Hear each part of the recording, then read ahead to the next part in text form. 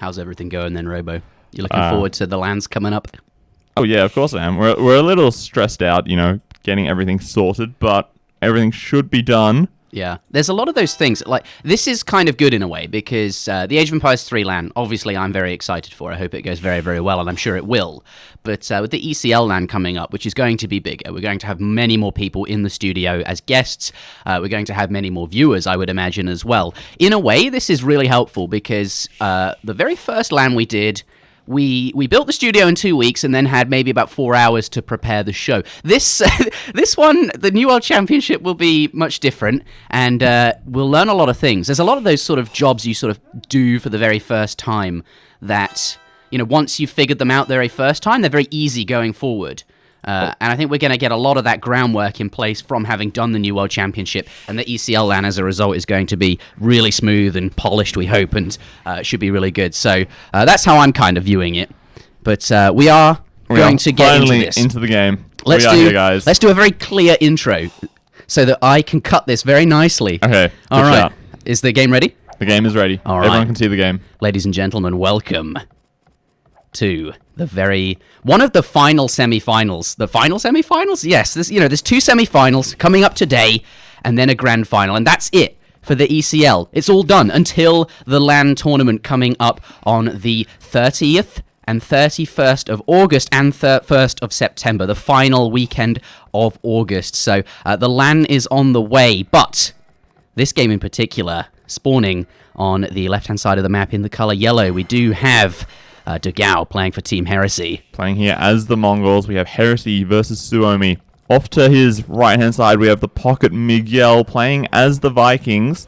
And then the final player for Team Heresy, we have Lan as the Italians up here in the east corner. Let me get my directions correct.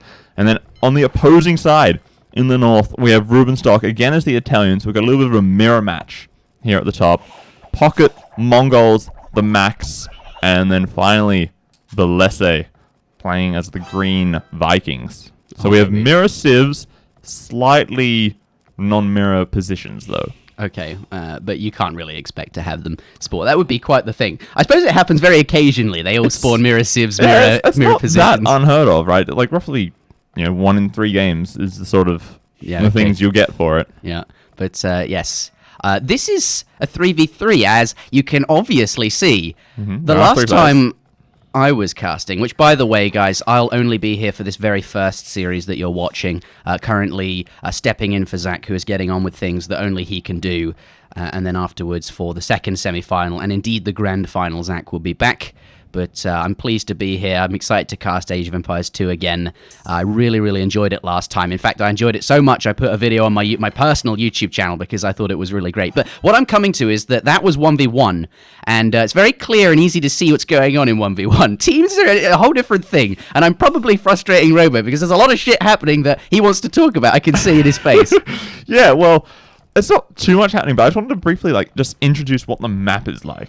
Because Fridge is very much a new map. It was the map contest winner for this stage, so it was created specifically for this tournament. And I think we should just briefly talk about what this map is like for the players. Okay. So we see in the middle of the map, there's sort of this intersection of shallow rivers that crosses through the map, right? Separating the players. The rivers interject. Got it. They interject. Yep, that's true. That is true. And then the players themselves, they start off in this fairly small location. There's some small woods around it, but there's not a ton of space right next to their base, and they get a lot of food around their TC. They got all these deer, they get a bunch of boar and sheep as well, and then on the outside of the map there is all of this fish out here ready to be taken, ready to be obviously fished, taken for all that lovely juicy food. And then there's some small little islands spread out around the sides with some extra golden stone just to... Is that extra? So that's in addition to the standard golden stone? Yep, in addition to the standard amount you get, just to I guess, promote more map control, spreading out even more. That's really interesting, because they're on these islands where, you know, if you have ocean control, and I've heard ships are really good against land units in AoE 2, as they are in AoE 3, actually, but if you control the water, that's interesting, because there's a lot of extra bonus resources. Yeah, and you get the fish to begin with, and then there's also this extra golden stone, and then you can also just run through these rivers through the middle, and just sort of, like, you know, harass wood lions, harass any army that's crossing, like, you know, a couple of boats here attacking these villages, they wouldn't be able to take these deer. That's right, because there's a river going through the middle. I kind of forgot about that. This is the map without the berries, is that right? Yes, there are no berries, but you get all the extra hunt instead to sort of balance it out, to make it a little different. So how does this play out then? Is it different from 1v1, how I saw last time? You know, we've got three players on each team this time. Well, in the 1v1s, we saw like lots of incredibly aggressive plays where you'd go up to their base, you'd build towers and tons of man-at-arms and all sorts of aggressive shenanigans. Whereas in team games, we sort of see we've got this big sort of team wall coming up here from Suomi across the front, just to, you know, protect themselves and try to abuse having strong fishing economy at the back. Like we see here, Heresy has, you know, 10 fishing ships chugging away at the back of his base. Max is here with some fish of his own.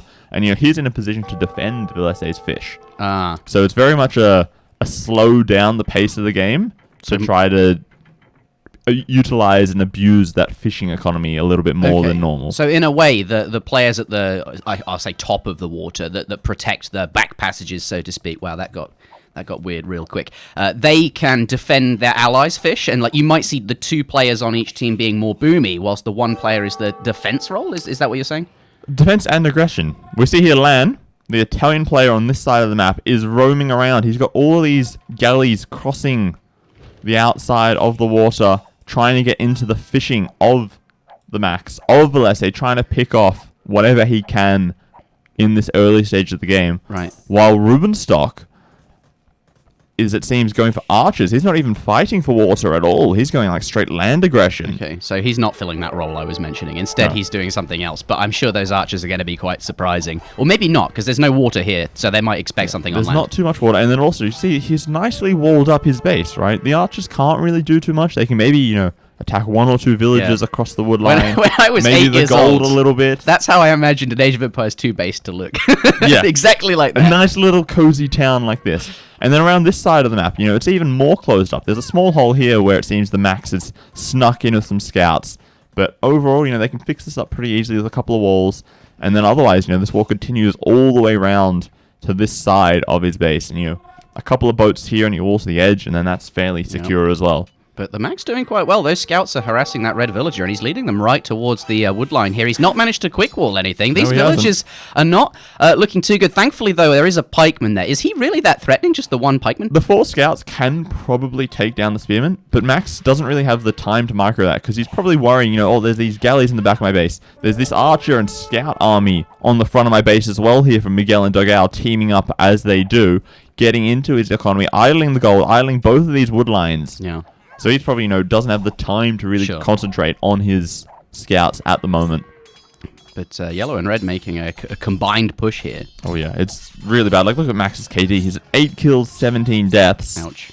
Not what you want to see at this stage of the game. And he's, like, the least number of villagers in the game. Only 31. And, like, the Suomi team seems to be falling behind in villager count. Like, EcoPop, they're 15 behind. 120 to 104 here.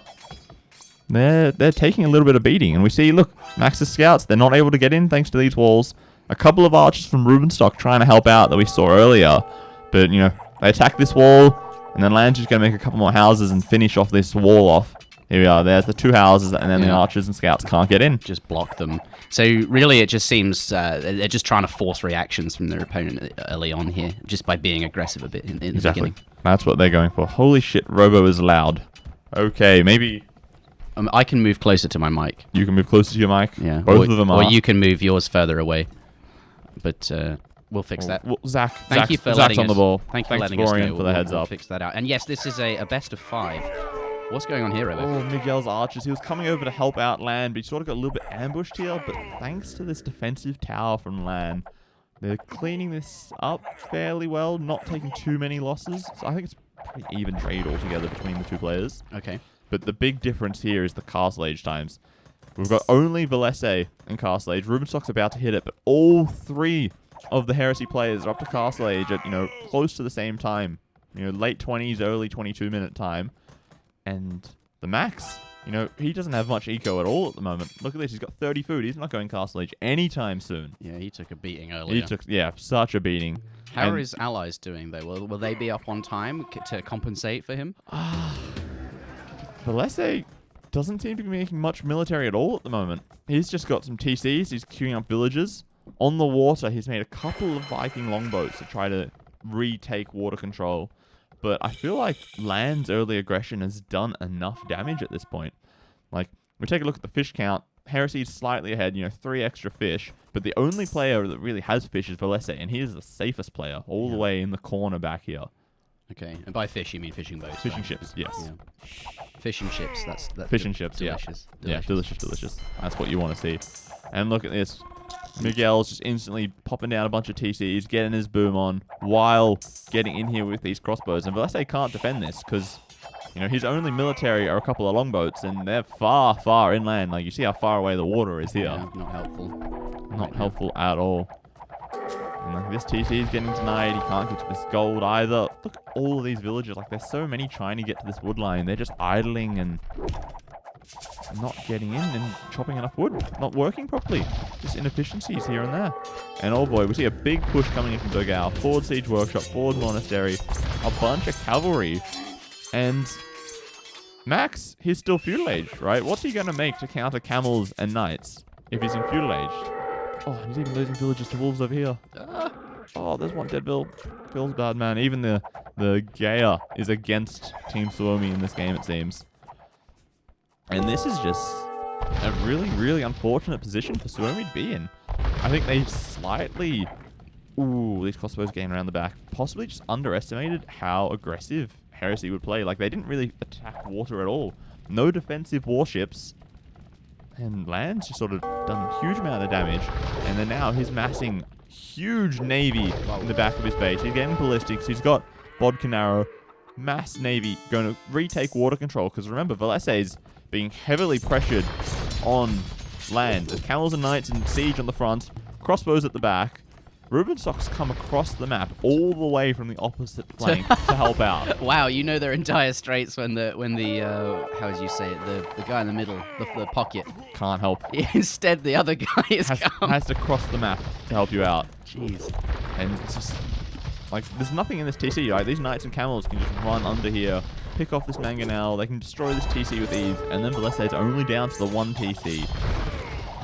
So with those crossbows, like so far down and out of position, are they going to? Can they take advantage of that and go and do something versus him on the top? Possibly, but all the land army is in the south of the map, right? Okay, so everything's just focused in that area. It seems so, and it seems it's a little awkward because crossbows, they're not exactly a speedy unit. No. So they can't just walk from the top of the map to the bottom and be instantly useful. Robo, where are those purple boats going? They're making their way over to the fish. Max looks like he is in trouble. Oh yeah, Rubenstock's got all these fish here. They're going to go down. He's a little too late to deny this TC, but he can still harass the villagers a little bit, kill the fish. Yeah, Rubenstock keep coming first. down here, deny this golden stone from the Max. But there are some boats. Valese's got some longboats. They can't be that. I know longboats are good, and that's partly why Vikings are good on water. But really, that can't be enough. No, he's only got 15 army. We see Land has 32. Oh god. He's just gonna, basically one-shot these longboats. What's that behind? Below. Oh, and there's even some more war galleys from Land coming, getting a bit of a pincer movement here, trapping them in. Oh, they're all gone, and Rubenstock instantly GG. the GG. That was fast. That was so much more aggressive than I thought it would be. I was like, they're going to wall up, they're going to boom a bit, fight for water. And then you see one team doesn't fight for water. And... Damn. Problems. Ouchie. What? I'm a bit lost. Which team didn't go for water? Suomi. Suomi did not go for water. And that was the issue. Yes. We saw early in the game with the galleys running around the back from Land, picking off the fish. So there's just so many colours, right? I'm not used to casting 3v3 in Age of Empires 3, so in H2... What we've got with ECL, we've got like the cool colours, the blues, the greens, the greys on one team, and then the warm colours. Right. The purple, Most red, of the yellow, time. orange. Unless the players don't follow the rules, but they're supposed to stay cool versus warm colours. Okay. That makes it a little easier to tell them apart. Now, I'm just going to update the overlays 1 second. Okay, so a quick first game there. Suomi not looking so good here, but it is a best of 5, and they're looking pretty good in the standings currently, so perhaps this game they can write it off as one that didn't go so well. And coming up next, I can't remember what map it will be. We'll take a look at what the next map is going to be. So we'll just find out. It will be Lombardia. That it is. Lombardia coming up next. With the cows. Arabia-style map. So there's no water shenanigans going to be happening. It's just going to be full-on land aggression is what we're going to be seeing. Miracle Tortoise saying, oh, pardon me, wrong person. Someone mentioned that they hadn't seen Capture Race for 3v3. Yeah, it now has that functionality, I think, for a couple of weeks now. It's still sort of in the testing phase. I believe only us here at Escape have access to the 3v3 version. Right. Because I've been spending, I think, quite a bit of time over the past week, testing it out, providing feedback on what they can fix. Yeah. Because, adding in extra players, there's so much more information that needs to be displayed. So that they're sort of like, figuring out how best to make that work. To make that clear and simply making sure that it runs well enough. Damn. Because sometimes, they'll push an update and they'll accidentally change something and then it just potatoes on PCs and, it just doesn't work properly. Okay. So just very much a project in the making. But exactly. We'll be getting into game number 2 very shortly. That can't be right, Robo, can it? Oh, sorry.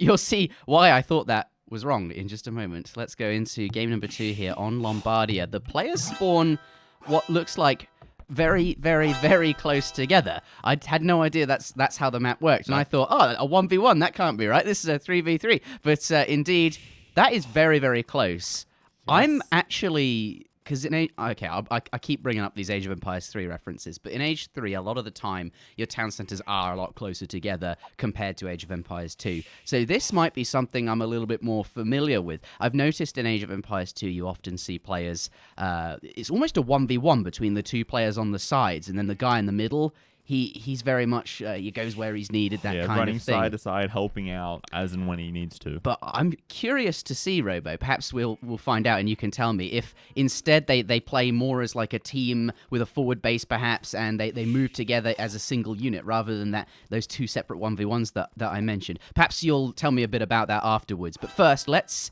introduce the players. Here we have the Max here on the, I guess, the most northern side of the Suomi players, off to towards the west corner, playing in the teal as the Berbers. Vilessa, the theoretical pocket. Theoretical pocket, but there's not really much difference when there's 20 tiles between your TCs. Exactly, and Rubenstock on the bottom there. There's the Britons, the Mines, and the Berbers for Suomi here. And we already see mass flares coming up around their base as they're indicating, which resources are whose. Because, if you've got 2 balls each, sometimes one player has 3 of them closer to his side just because of where they spawn. Right. And you have to worry about that. But make sure that everyone gets the correct resources. Okay, but they're a team. Like, surely if one player gets it, it doesn't matter because they're all getting it as a team. Yeah, sure, but I love that how they negotiate. Oi, send me my cows. You gotta. I need 6 of these bastards. Send them over. Exactly. Because you want them all to be useful at the same time. Like one player could take all 6 balls and be incredibly powerful. But then the other 2 are going to just fall behind and be lacking. You need to be kind of balanced, don't you? So exactly. I'm sure the players will figure that out themselves. Lots of flares just going on here. But in the other side of the map here, on the top of the map, we do have Team Heresy. And we have Lan in the north as the Celts. Again, the theoretical pocket. Miguel playing as the Franks. And then Dogao as the Mayans down here to the bottom. And we already see some big walls coming up across the front of the map. Some walls across here, and they were flaring really early to work out where these team walls are. Because you're so close together, it's really easy to wall up. Yeah, I was just thinking this. I was going to ask you a question, right? My question originally was, do they do forward bases and push? But actually, it's starting to dawn on me that because the teams are so close together, actually just walling all of yourselves in is so much easier. And actually, I think instead of an aggressive game, I have a feeling that this one is rather defensive, and it goes very late and long game just because of that easy defense. Exactly. And it's so much easier to help defend each other when, all 3 of you are so close together. Like, if, for instance, Dogao's TC is down here, if he wants to go help Lan, who's up here, it takes a long time for him to cross the map to get there to, give him a hand. But here, it's like, oh, my army's here. I'll just, pop around this forest, and now I'm in your base, and I can help you. Yeah, much less travel time to defend here, which just makes defending much easier. And that's probably why it's strong and why we're seeing that on this map. I think forwarding could be an option, and oh boy, we're actually going to see it here. Rubenstock coming forward with a single villager. So it's not going to be like an all-in team forward, it seems. Zoom in a little bit.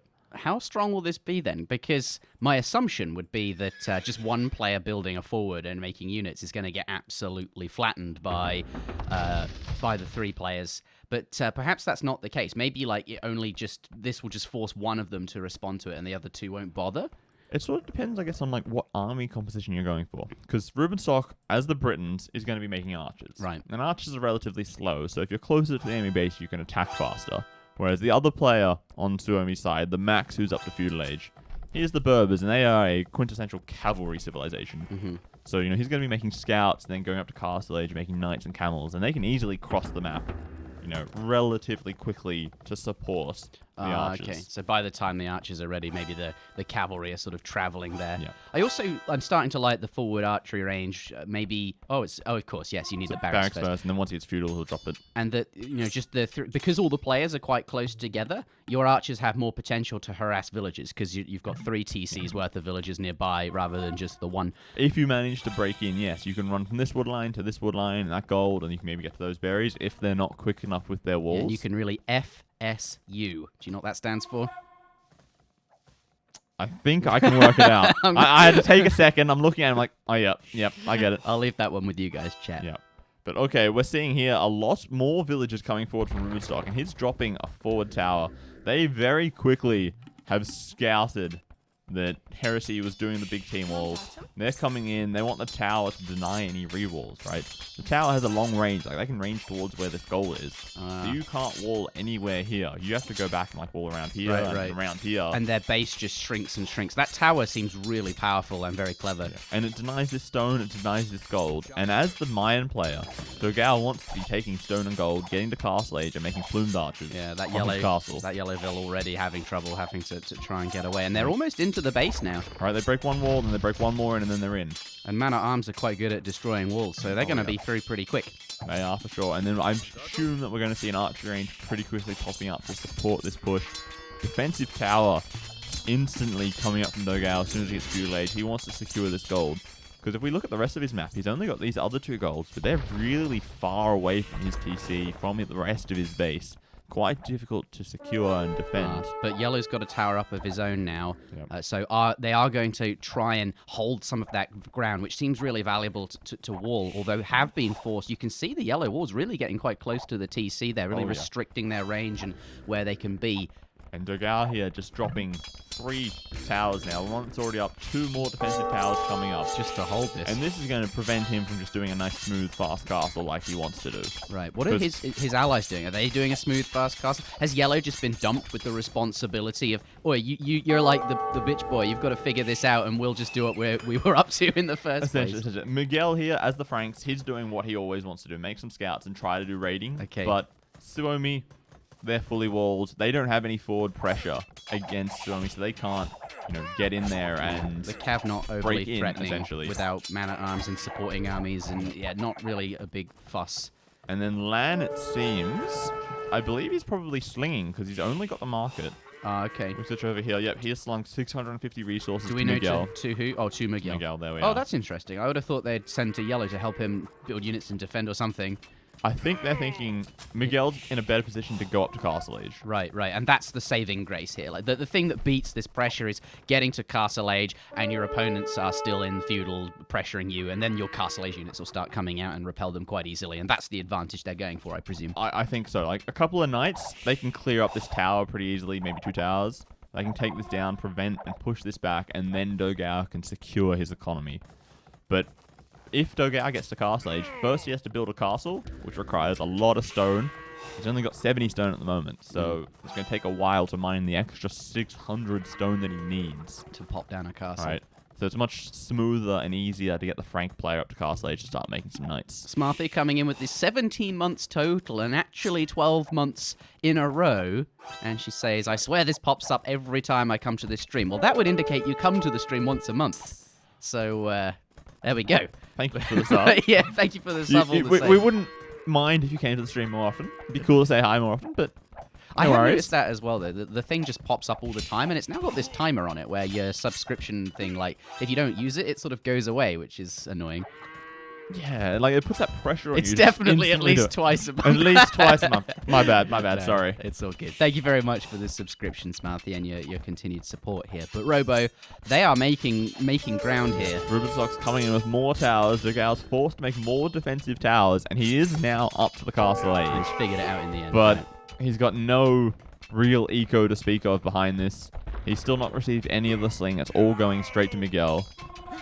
Yeah, but behind this sort of feudal aggression, so to speak, they are some of them are up to castle. Was that Valese in Castle Age? Yep, And Valese's always in castle age. He's dropping his castle. He's the mines as well. He wants to be making those plumed archers, which he's going to start doing in just a second. There we are. So is this just usually how the feudal aggression plays out? You do a bit of pressure, but ultimately you are going to go up to castle. You're not all in on the feudal. No, definitely not. The thing is, like, I'm not really sure what the usual would be for this map, because I can't actually remember ever seeing Lombardia in a serious tournament before ECL. So it's hard to know what the meta It's would hard be. to know what the meta is. Like, obviously, walls make sense because it's so easy to wall. Right. But it seems that Suomi and Rubenstock in particular has come up with a interesting way to sort of counter the team wall strategy, get in here. And because these towers are here, they prevent a re-wall from Dogao easily. So here we see Max coming forwards with more stables. He can just flood camels and knights of his own. Valese's plumed archers can come over as well, and they can all just run in through this gap.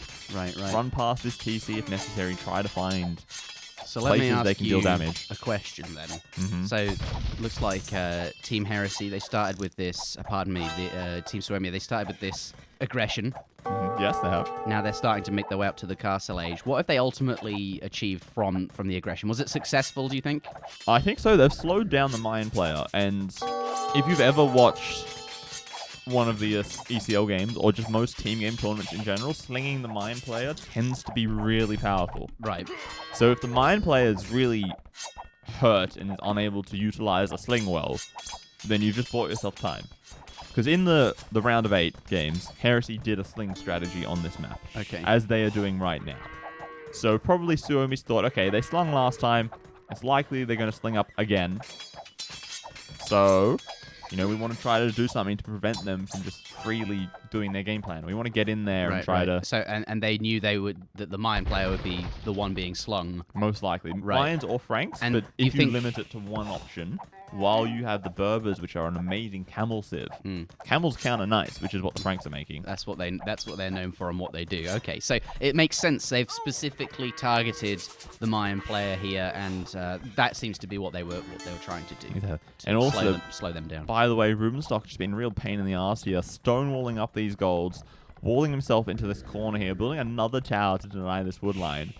Just... So if they want that gold, they're going to have to work for it. Yeah, they have to, like, you know, ram down these stone walls, do something to get rid of them, which delays them, essentially. And oh boy, we've got a big fight coming in here. The camels and knights fighting underneath all these towers. It's not necessarily a great fight for Max, but I guess if he's able to just deny Dogao's gold income, we see him trying to madly rush up this castle. He's just, you know, continuing to slow him down. And back at home, Rubenstock is transitioning into his own sling.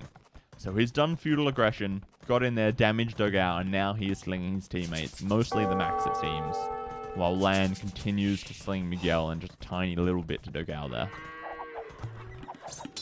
There we are. The castle is now up. Dogao should be absolutely fine to defend this gold now. 3 towers and a castle in close proximity. So I would say that's fully stabilized. Not that he was, looking like he was going to crumble at any point, but now with the castle up, he's secure. Right? He should be totally secure. Like, maybe if Max comes forward with these villages and makes some siege workshops, they could continue trying to rush it down. So what do you expect them don't think to do, though? I mean, obviously, forward workshop's an option, but you don't think so. What will their game plan be? It seems like now it's time to shift gear with that castle. They're going to try to use what military they have, as we see here. To They're run into the eco? Yeah, that's always a good strat. Run in, try to kill some villages. Those knights don't seem too enthusiastic, do they? There's so many camels like, here. Noping out of that one. Not going in that place.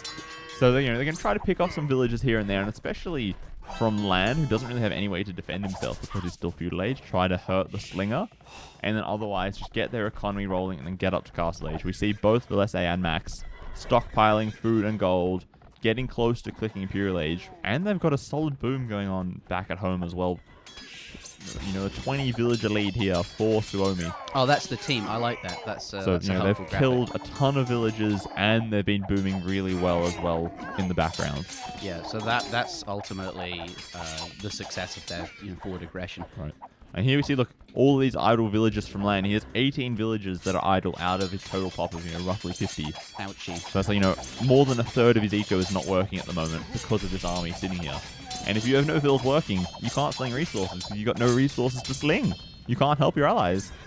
And oh boy. And then they can't help you.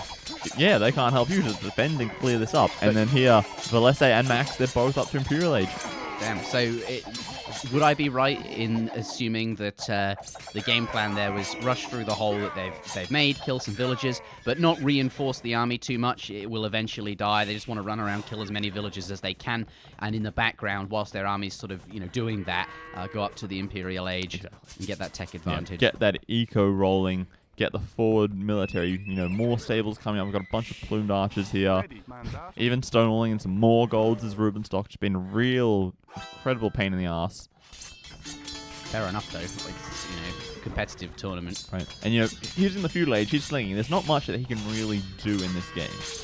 So his job is essentially, just keep giving us resources and then try to be useful however else you can. Maybe, you scout the map. Maybe you start to stonewall things like this. Maybe you stonewall more of the map, like, build some walls through Spend here. your APM in a meaningful way. Exactly. Just don't sit there gathering food and gold. Yeah, because you don't really need much time, right? You sit there, you tell your villagers to work, and then, every 30 seconds you sling your resources away. Like, it's not hard. Anyone can really do it. Right. I assume he'll go up to Castle Age later on, though. But for the time being, it's... Once Valese and Max are both, in Imperial Age with their economies fully set up, so like Max only has 75 vills. He probably wants to get to about the 100 vill mark. And Valese as well. Once they both have about 100 vills, I think that's when he goes up to Castle Age and starts to get himself into the game as well. Right. So let's talk about the Imperial Age, because that's now almost in, actually. And in fact, Max and Valese are already up to the Imperial. Both just hit him. Yeah, so they're looking pretty good. How does that change the pace of the game then? We've seen their feudal aggression. They traded off their army, sort of. Now we're up to the Imperial Age. Will we start seeing, forward building, setting up for that long siege? Oh, yes. Trying sure. to, we're seeing castles enable popping that up. war of attrition, get the trebs out. Yep, this castle's 100% for trebuchets. That is a good call. That's going to come in. They're going to start to bash down Dogal's castles, because he's not in Imperial Age. He can't make trebs of his own. Right. And it feels like, for me, the feudal age and the castle age as well, to an extent, are just very scrappy units, just, getting small advantages here and there. But when you hit Imperial, that's where shit gets really serious, and you start to, really carve out massive holes in your opponent and start, pushing forward in a very meaningful way. Oh yeah, for sure. That's when you start to see the huge armies amass. Like, this fight that we were sort of watching here, there's, maybe 20 units per player. And there's about 4 players fighting. So that's about 80. Okay. Total military on the map at the moment is, 140. Right, and that's just going to keep going up and up and up until a big fight happens, which we might be seeing in just a moment. But Miguel, he does not want to fight. He's just hit Imperial Age. He wants to wait for Cavalier. He's going to sit back and wait. Dogal, though, the Cavaliers, they're just going to say, well, if you don't want to fight, I'll just, run away and kill some villagers somewhere. Can he? Oh, he can go under the TC. He can run underneath the TC through this hole. He's trying to get the quick walls up. Oh! No, not enough. Not quite. Not enough. He is through. And then, okay, Miguel is here as well. They're maybe going to take a fight here. Cavalier's not quite in, though. Not I think quite, the fight exactly. could be over, but before the... Oh, well. But he's got to take it. The units are flooding in through the base. He's got to stem the bleeding. He can't let them get to the eco, right? Right, and he's taking a lot of losses before his upgrades come in. Both of them, they're going to finish just as most of his army dies. And then here's Valese as well, here to support him, firing over this wall, taking pot shots at whatever units there are. And now... this pushes... Oh, there's another castle coming up on this hill here to deny the stone, defend the trebuchets. Max continuing to remass more Cavalier. And over on this side, here, this is the sort of things I was talking about. Rubenstock stonewalling more of the map, being useful for his team while slinging. And doing everything he possibly can to give his team, small advantages here and there. But at this point, it's, there's 2 players in Imperial Age versus only 1. That's the real sum of how this game is going at the moment. So I'm not really sure what Miguel can hope to do by himself, really. Yeah, I love how these couple of players are still in the feudal age. I think that's a really interesting dynamic. Well, yeah, that's how slinging works. Like, instead of spending 1,000 resources aging up, just sling the 1,000 resources to your ally. Who have already, in a way, you're cutting the age up because your opponent's getting to spend resources that are yours. So it's almost as if you're in the Imperial Age or whatever age they're in. Exactly. And you also save resources because you don't need to both do upgrades. Like, if they're both doing archers, you don't both need to research crossbow. Both don't need to get fletching and bodkin arrow, etc. Which is why it's strong. I see. That's why early sling can Pushing be so forward, powerful. though, now Max has a lot of Cavalier here. The castles are creeping forward, and the trebuchets are really starting to take down these forward towers. You can see now crumbling. And what has the team the other one? Oh god, Heresy? That's it, Heresy. What is their defense looking like? Can they push this back? Miguel's It looks waiting like for they're- Paladin. He's praying that Paladin will be enough to turn this back. It seems like they're on their last legs here. They're about to walk into the eco. They've carved out a lot of... Is that another forward castle? Another forward castle. We see this like trail of castles across the map. Ooh, there's another one. There's another one. There's another one. And oh, there's another one here. And this means that Dogao has no access to any of his 3 golds at the moment. He's madly trying to do anything he can, but that castle's about to go down. These are about to become Paladin. I think this might be the final fight of the game. If Suomi can win this, then I think that's just going to be the GG. And we see here the total military for each This is their team. last defense. There's, 20 more military for Suomi on the screen here at the moment. Max coming with some more reinforcements now. Oh boy. And this castle, it's going up. It's 100% going to be up. And if that goes up, that adds so much more staying power to this push. So much more Even if damage. Red can somehow and their team stop the units here. Like, he's doing well. Paladins are an incredibly good unit, right? It's trading off well. He's actually, leveling it out. They're only 15 military ahead now. Much, much closer. But with all these castles up on these hills, he doesn't want to keep fighting here forever, I think. They've still got that position in a way, right? Unless he's willing to trade off a lot of paladins, which probably wouldn't be a good idea. These castles are, keeping him there. For the time being, though, is he trying to stay as long as he can to clear up those plumed archers? I But think with more cavaliers coming in, he's not going to be able to do that. Not for long. He's got a couple of trebs of his own trying to take down this forward castle, which is good.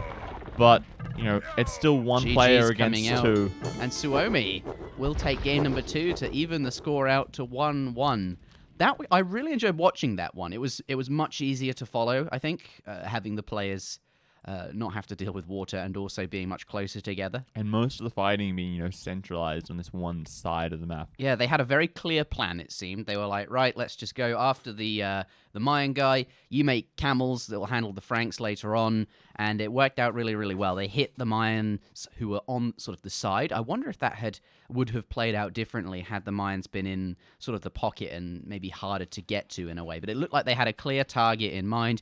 They added quite a lot of feudal pressure against him. Seemed to work out really well. Slowed the Mayans down into the Castle Age and just sort of leveraged this advantage, pushing further and further forward. And as we saw in that late game, dropping castles and just carving out more and more of their opponent's base as their own and just sort of restricting them more and more. Really, really nicely done. For sure. And there's also a bunch of other things going on. Like right here at the end of the game, 95 military for Suomi. There's only 20 military on the map for Heresy. Ouch. Right? And, half of that military is probably Dogao's, and he's still in the Castle Age. So they're just so far behind on upgrades, eco, everything behind. They're not even starting up trade yet. But we see we've already got these markets in the corner. These markets in the other corner, so they're going to transition into the late game so well. But Heresy, if they want to trade, there's 2 blooming great big castles in the middle of their trade line. They can't really trade, can they? Yeah, that's all So good. even if they do continue to hold, if they manage to, push this back a little bit, they're still going to be behind Setting up over that. the next, 20 minutes. They're going to keep taking, incremental disadvantages. You got it, yeah, setting up for that sort of late game trade and as you said. It was nice to see them blocking the gold with walls and stuff. They're just really on point today. I assume. It looked good to me. I mean, what do I know? But it looked clever. It looked like they knew what they were doing, and clearly they won in the end there. But the score is 1-1. So a strong performance from Suomi, but equally, that first game was very, very well done from Heresy. So looking forward to the rest of the series.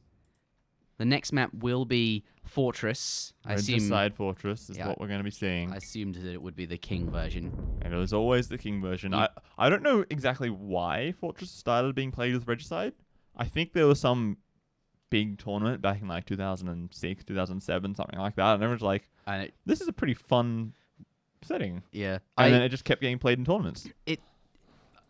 All right, I'm divided on this. We had this discussion last time where I said I didn't like the king, but I also really like the king. Yeah, right. And you asked me, why don't you like the king? And it was because when he dies, I lose. And then you asked me, why do you like the king? Because when I kill their kings, I win. Yeah. Yeah, it's a double-edged sword, that, isn't it? It's pretty fun. It's a funky setting. Usually, the kings don't die, and if they do die, it's because you've already lost the rest of your base and you've already lost. Most of the time. Yeah, but it does have those fringe Right, cases like- that are very exciting to watch. Like back in the 1v1s, Nilly versus Gibbertong, he was incredibly far behind, and he just luckily got a couple of units into the back of his base, killed the tower, and then killed the king. He honestly didn't even know what was happening until the last moment. He's like, oh, I can kill that thing.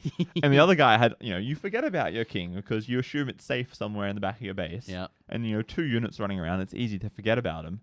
And all of a sudden you're like, Here's what they need. I'm 3,000 score ahead and I've lost. We need a game mode where when the king is nearby, it doubles the HP and attack of all units in the area. Oh, so you have incentive to use it forwards. You have to bring but you need to make sure he doesn't get sniped off or something. Yeah, he's got to stand on the forward battlefield. Anyway, that just a silly like idea. the AoE3 one. Well, he doesn't actually. The guy, if he dies, if the one that makes you lose the game, no, that guy doesn't give you any stats.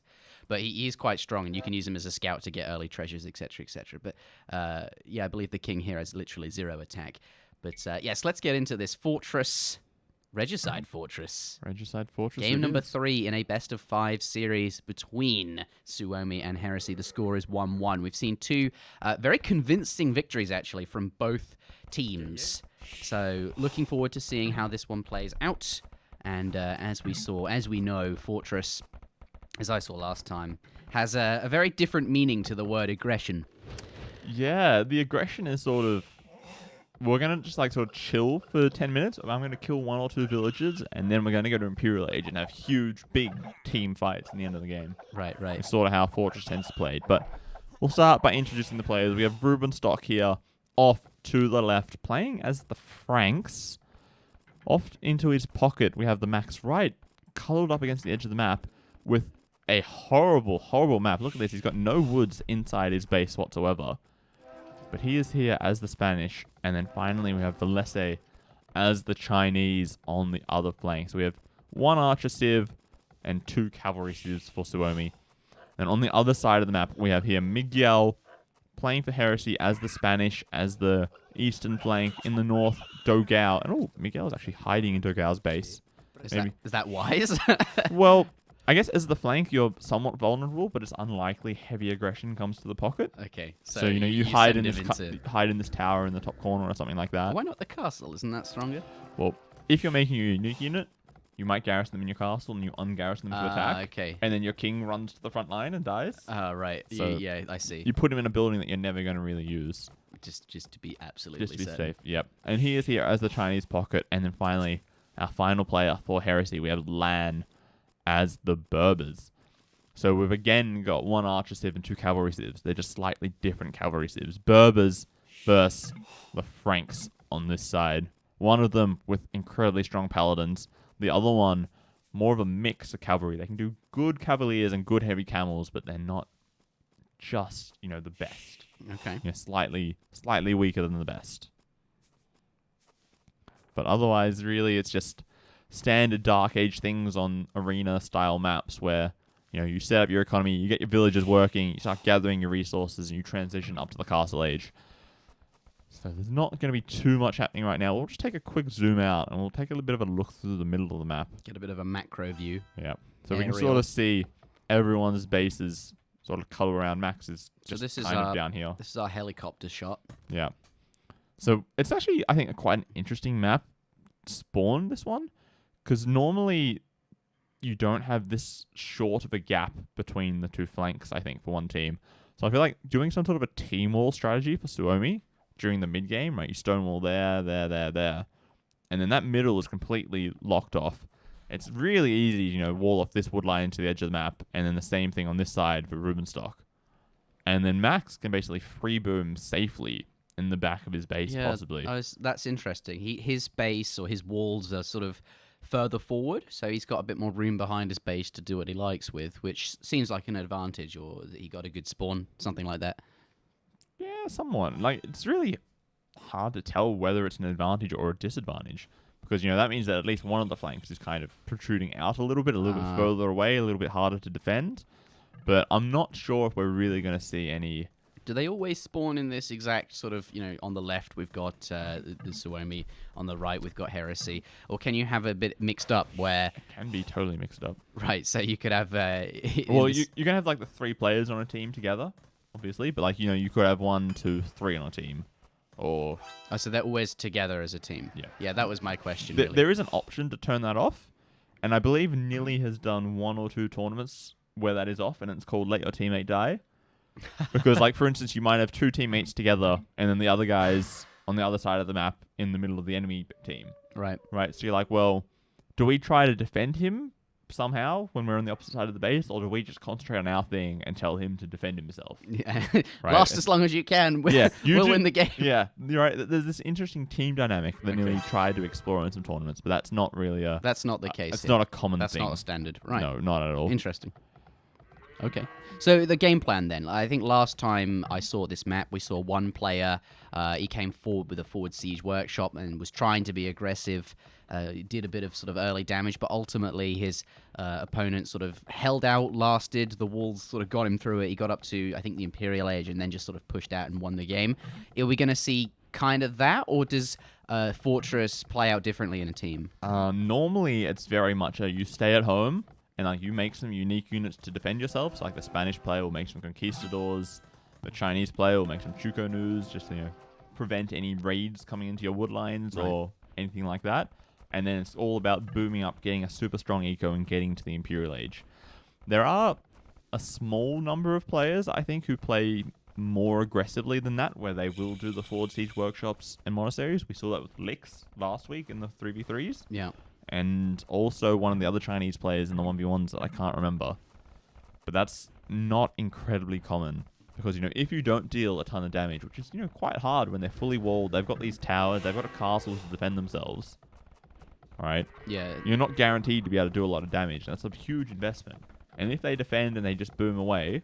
It seems like ramming your face into a brick wall. Right. They've got so many walls and towers and castles that... and TCs and everything they being need aggressive to defend. seems sometimes a little redundant, perhaps. Right. Yeah, it's very much a hit or miss whether or not it's really worthwhile sometimes. But it looks like we're now going fully in the castle age. We're starting to see, units come out here. And Spanish, I don't know, maybe you can tell me, seem like a really good choice on this map. You want to be making conquistadors, I think, as the Spanish, and starting with a castle, makes that easier. 100%. Conquistadors are so powerful in the castle age. Like 3 conks can one-shot a villager, which is insane. They can just run around. Right, so they're basically... Hey, look, there's a villager here. I can run up, shoot him, and then run around and...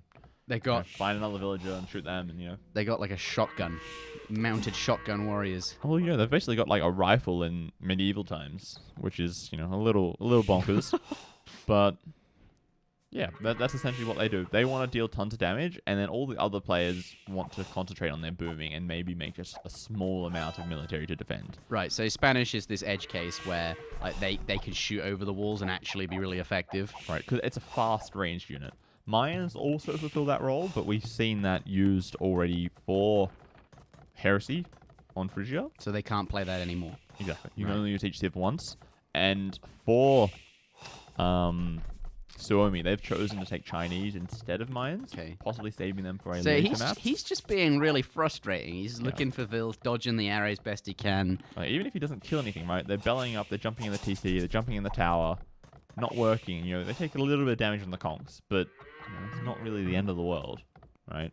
You just keep running around trying to deal with as long as they're alive, they've still got full damage potential. Yeah, exactly. This is really cool. But the other players then, what are they up to? So Max is making his own conquistadors. He's probably going to cross the map to try to deal with these, and he's also trying to do a little raiding of his own. There we are, one villager just shot and killed there. The rest of them moving towards the TC, and Miguel can try to defend that. The other side, Rubenstock is just going to full boom as the Franks.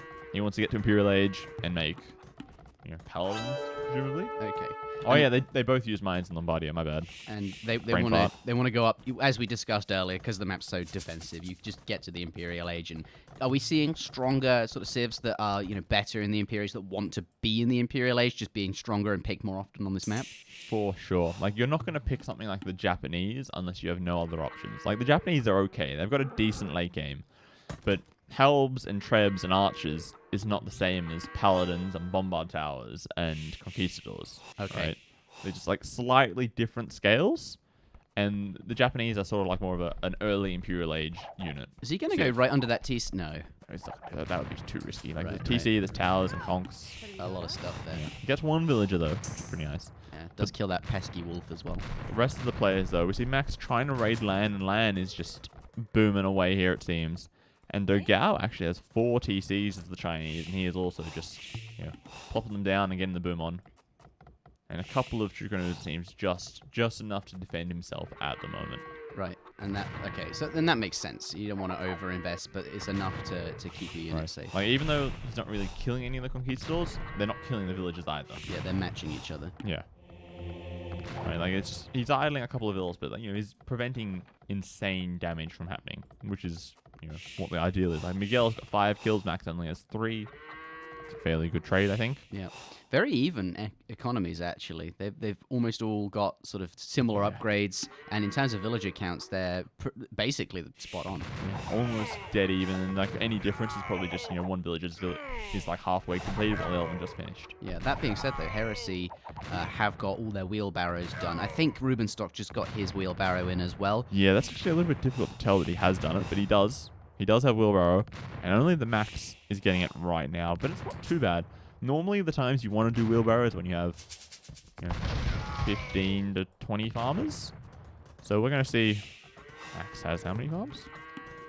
22 farms? So yeah, right, so it's sort of soon. It's fairly right. So it's not like time. It's not like it's late or anything. No, okay, no, so he's not at okay. all. Very, very even game then in terms of economy, and basically just seeing a bit of scrappy raiding going on, trying to get those small edges, those villages. If you kill them early, it compounds over time, and that's where it's going to be really, the game is played in the Imperial Age. I'm getting that impression from you. So For sure. not investing very much at all into military, just strong units that are good at raiding to try and get those advantages that we've mentioned. But now, as you can see, Doggo, I'm going to call him, and Lan up to the Imperial Age. As well as Valessa. I feel like the game, this is kind of like phase 2.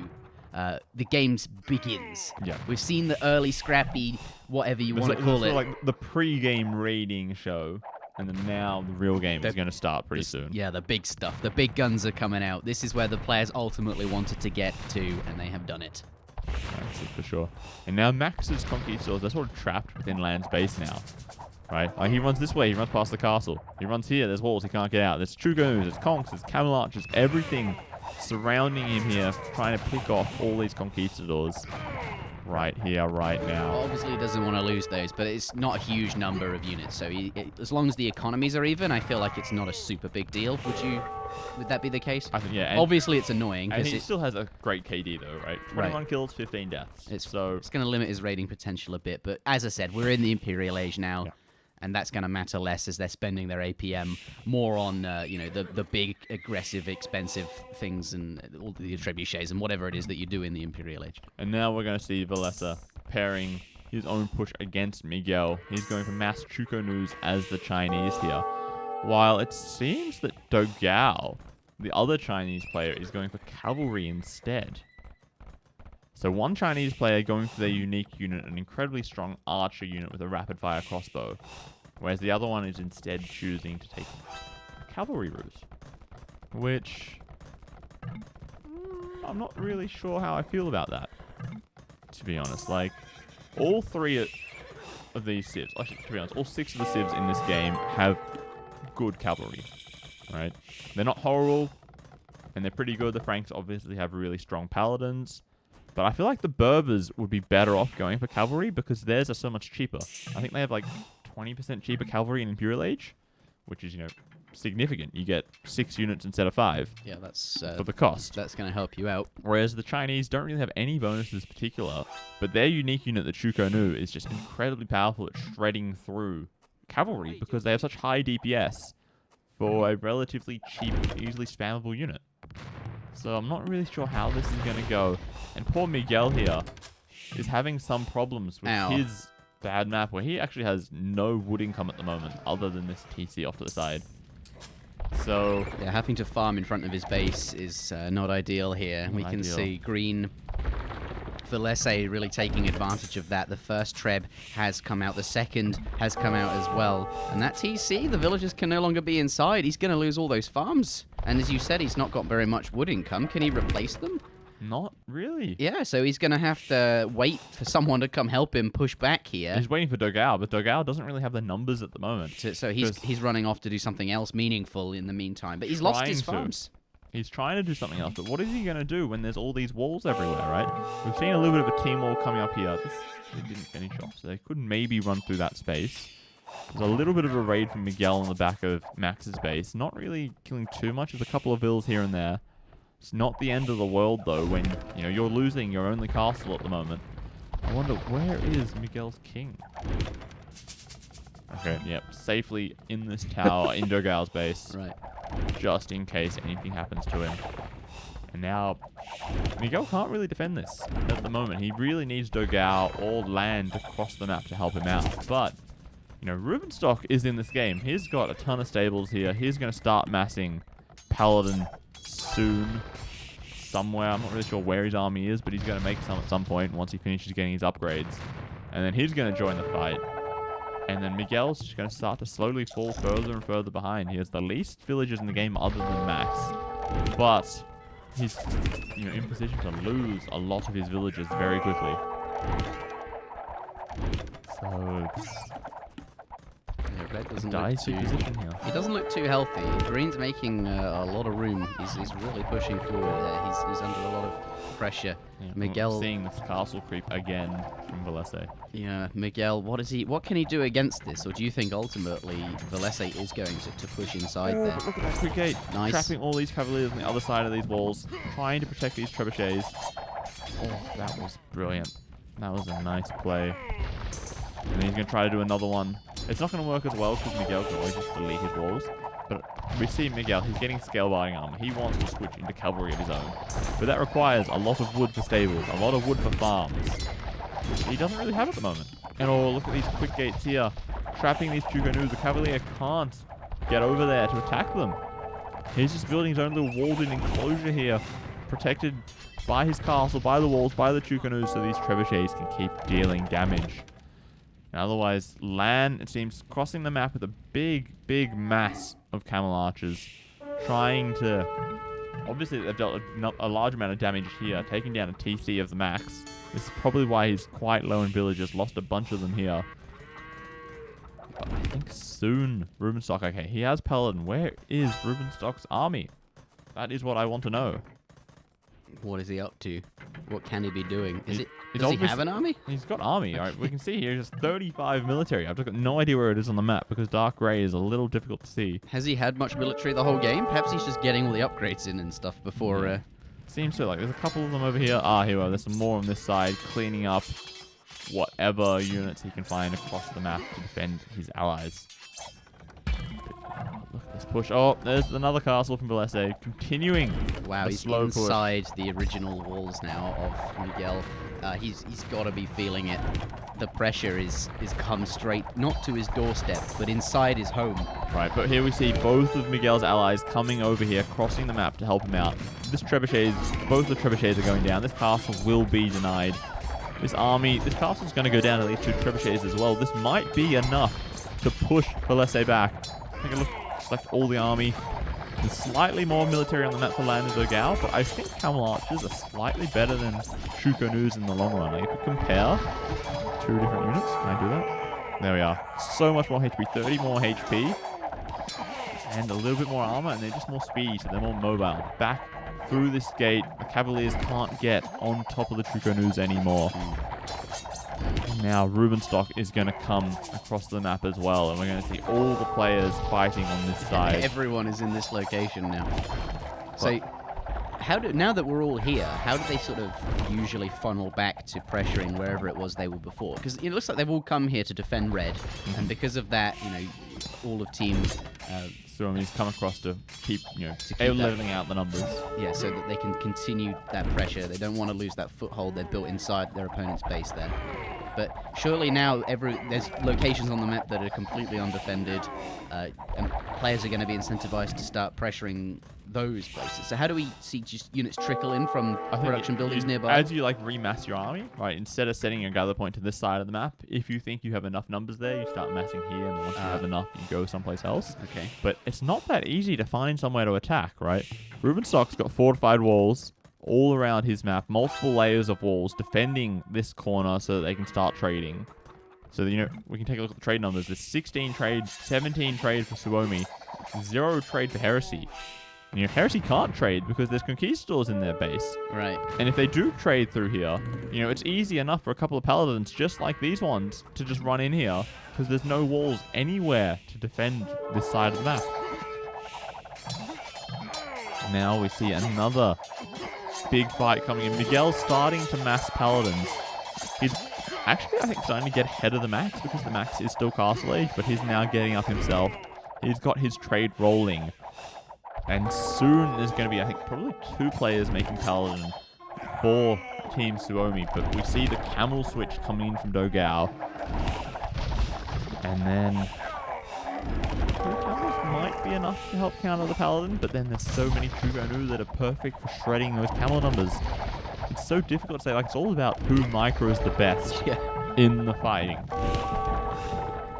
That is what it comes down to, I suppose, a lot of the time in RTS games. Oh, but here we see there's Conquistadors and Paladin raiding Miguel again and again. Slaughtering villagers. He's having to bell up inside the TC. That TC's not going to let villagers stay in it much longer. No, TC's going down, I think. Maybe? No, the Paladin are concentrating on Red do? He's got some town centers out near yellow.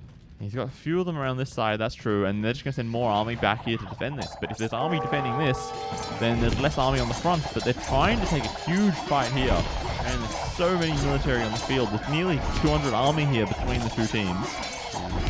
It actually looks like Heresy's doing better in this fight. That's good, they need that. But can you show us the villager counts? Because Heresy may be doing well here, but they must have taken a beating on a number of villages. They're only about 15 vills behind. That's good. If they can push back, they're in it. They're okay. The big problem is the trade numbers. 44 trade to 3. Because gold is going to start becoming an issue. Yeah. By what's the time now? 38-minute mark. By the time you get to around 50 minutes is when you're almost totally out of gold. Right. Maybe a little bit faster because it's regicide. So you need to be trading. Those trade routes set up. And defended, right? Defending them is the big problem. We see here Miguel starting to get some stone walls up. That's exactly what we want to see from him. And it seems that they have cleared up the trade line, which is nice. But as we said, we've got the walls as well. We've got defensive castles around the trade line. So Suomi's trade is honestly even more heavily defended at the moment. But Heresy has taken the score lead. They're preparing a big pushback, and I think this purely stems from the fact that the Max hasn't been contributing significantly for a long time. What's he been doing? He took huge damage here, losing this TC. There's some big raids in the back with Conquistadors. It seems he's lost this TC as well at some point, which we've missed. So he was way behind on villagers. He was just concentrating on his boom, getting his trade numbers up, but not making any army. Right, and because of that, Team Heresy have been able to push forward, huge military making some ground. This is really exciting because they were losing a lot. Red had basically castles in his base. They'd breached the walls, but here they are. They've pushed back now. They've come together, and looks really strong. Yeah, they're in a good position. 170 army to 60. They've got more than 100 extra military on the field. And if you're not losing army, you don't really need a lot of gold to replace them. Right? It's just common sense, I think. What are their gold piles looking like? Can they use? They will have to train some units. They are starting to set up trade, of course. But even trade costs gold. That's true. They're both basically only making trade at this point. They're not making any military at the moment, so they just need to be smart with their military, I think. So this push needs to buy them time and get some work done, so that they can make that trade in the back. Exactly, and they need to trade with their armies efficiently. Take good fights, right? You don't want to fight with 10 units and lose them for free, right? You want everything fighting at once so that you kill the maximum numbers of enemy army. Like, I don't like this. Like, these paladin are all at the front, and all these heavy camels and camel archers are all floating around the back, right? You want all of your shit in the same place, all fighting at the same time, to really maximize your military advantage that you have at the moment. Okay. Obviously, it can be hard to coordinate sometimes with true. 3 people, but Three different that's people. what you'd like to see. There is a big fight happening now, though. How does it look for Heresy? It's looking really good. Like, we take a look at the military numbers on the screen at the moment. There's 40 Look at them military. go. It climbs up and down really quickly as they die, as they leave the screen. But it's double military numbers for Heresy compared to Suomi at the moment. All right, that was an on-screen measure. It's literally on It wasn't screen. them just dying. No, so if you move the screen, things just right. change, right? So it literally selects what you can see. But here we see a big mass of paladins. These cavaliers are about to be upgraded. Oh, they're trying to tread through here and maybe sneak around this side. But I feel Heresy's best play at the moment is to keep pushing into Velese. Sorry, excuse me. Like, if you can take down these TCs, these castles, secure this sort of breachhead, then you can continue pushing into the trade here in this corner. But, oh no, like, they're splitting their army. I don't like this. There's all of the paladins down on this side of the map. Come on, guys. Group everything up. Get your trebs in here. Take down these castles. Get the big pushes happening. And the trade numbers are very quickly starting to get to reasonable levels, right? They're still 40 trade behind, but, 20, 30 trade cards each, that's enough to self-sustain and start to afford to make more military, as we can see. They're starting to keep adding in military while keeping a lot of trade cards queued up at the same time. And okay, here are the trebs. This castle will probably fall pretty quickly, I think. This is dicey. But you need these camels in the front. They're stuck. They can't get past the camel archers. And all of Miguel's paladin have just gone down there. And military numbers, they're almost equal. Oh boy. This could swing back in Suomi's favor. But the camel archers are doing so much damage from the back. But the front line is disappearing. What are the camel archers strong against? They're basically just a really good cavalry archer, and they do have a bonus against other cavalry archer style units, like Mangadai, cav archers, obviously, other camel archers. Right. But that's not applicable in this game, because there are no other cav archers. Okay. But here we see, I think that was just a bad fight from Suomi, and from Heresy, and now they've lost the score lead. The military advantage has dropped now. They're only, 30, 40 numbers in the lead now. They need to sort of, I think, sit back and regroup and get all their army together. Because so much of their army is sitting, back here, regrouping, trying to come forwards, thanks to these annoying walls that the Max has placed through the middle of the map. Yeah. Forcing all of their army to run through this one small choke point, it seems, to get in there. And now just a huge flood of paladins charging forwards. The map's turned into Black Forest with these chokes. Oh yeah. Black Forest walls and woodline walls everywhere. But we see Velese, he's reaching bombard towers. They want to start securing map control with mass towers, it seems. And it looks like the Max is trying to go forward to some sneaky stables, some sneaky siege workshops here. But Dogao, he's on the ball. He has some heavy camels here to clean this up. Clean up these villages, destroy these buildings pretty soon. But this is the important section of the map. Wherever the army is, that's where we need to be. And they're back in the lead now. All of a sudden, there's 60 army ahead. Come on, Heresy, just take a good fight, destroy Suomi's army, and then you can push forwards. I wonder, are they able to take a good fight? Is there a good military graphic on the UI? I can't see anything. In total military count? That. These numbers here on the right-hand side. And the ones on the left are eco. Eco, and then in brackets there are the idle It villages. says eco and mil, right? Yeah. Military. Okay. And then I think if I click this, you can... that doesn't help. And here you can sort of see like who has the most common units.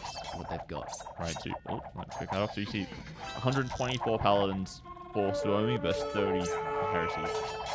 And paladins are an incredibly strong unit. Having 120 of them is great. Right, so Amy's got a big advantage here, that is what you're saying. Yes, there's 54 camels, but that doesn't really level out the numbers.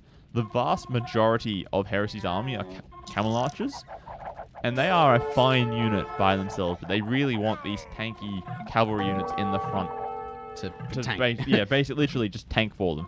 Soak up the arrow fire, prevent the paladins from just running on top of them. And here it seems, okay, there's a push coming in towards the trade line. Oh boy. There's a huge mass of siege rams in these siege workshops. There's bombard towers popping up. And these rams, I think they're just going to get unleashed. They're going to take down these walls. And then the trade is vulnerable. Oh, Lan is researching Onager as well. Maybe he is thinking an Onager cut through this wood line. Oh yeah, he's making a mangonel. So they're preparing a trade raid on the other side of the map. It's really going to be a question of which team gets the trade raid first and does the most damage. You and your technical terms. Well, killing villagers at this stage of the game is really not useful. Right, it's the trade, because that gold is the limiting factor. Gold is the huge limiting factor. Killing 20 trade carts is much better than killing 40 vills. Probably.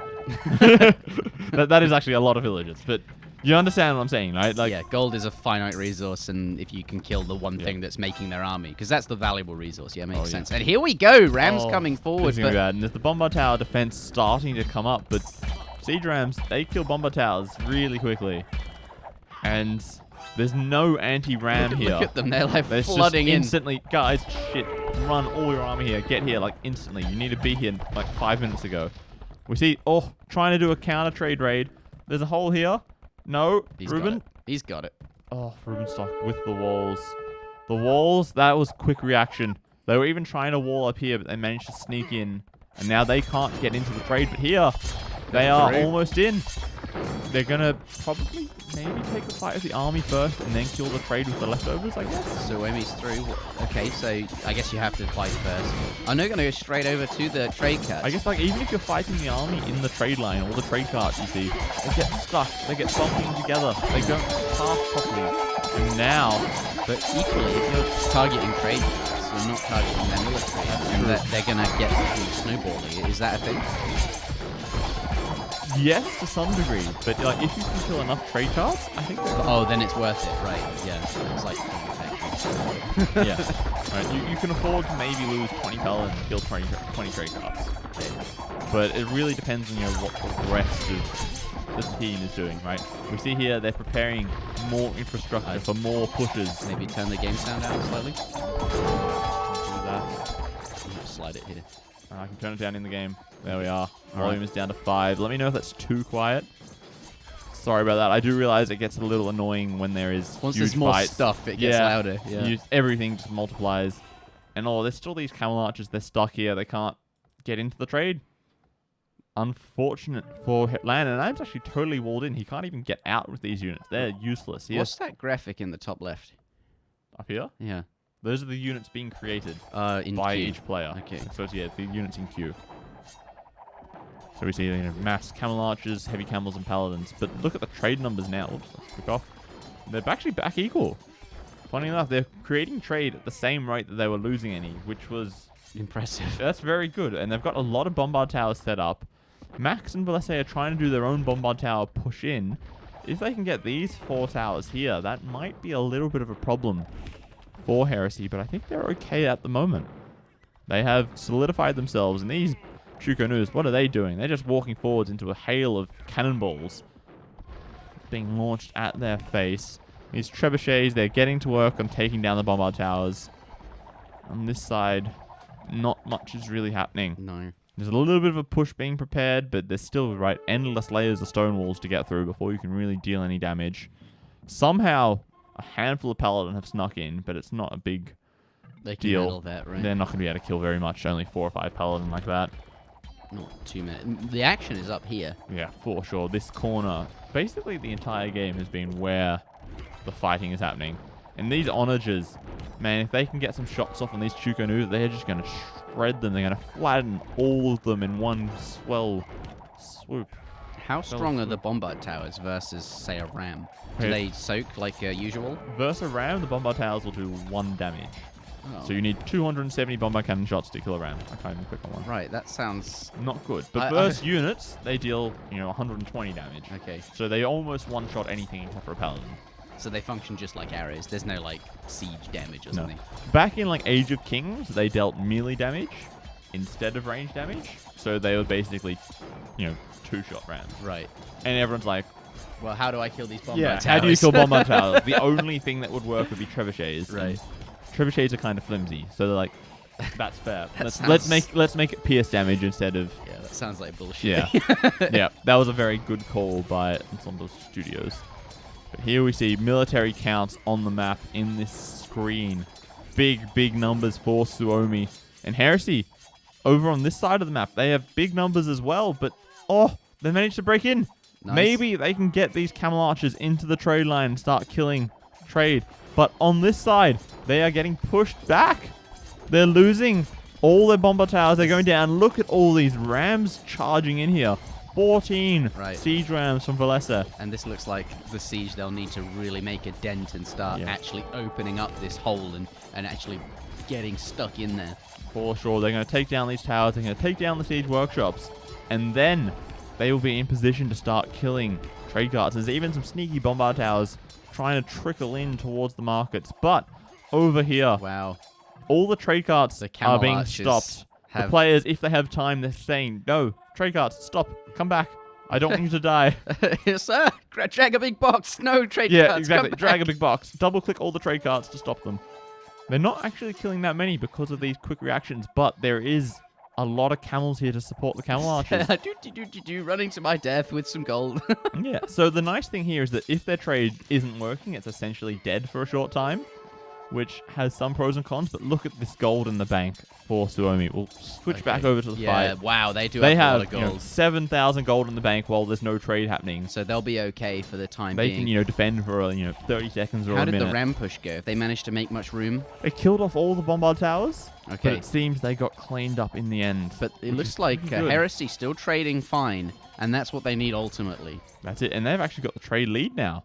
The problem is there's a couple of siege rams here taking down the markets. How good are Vils against it? That Vils going, he's like, nope.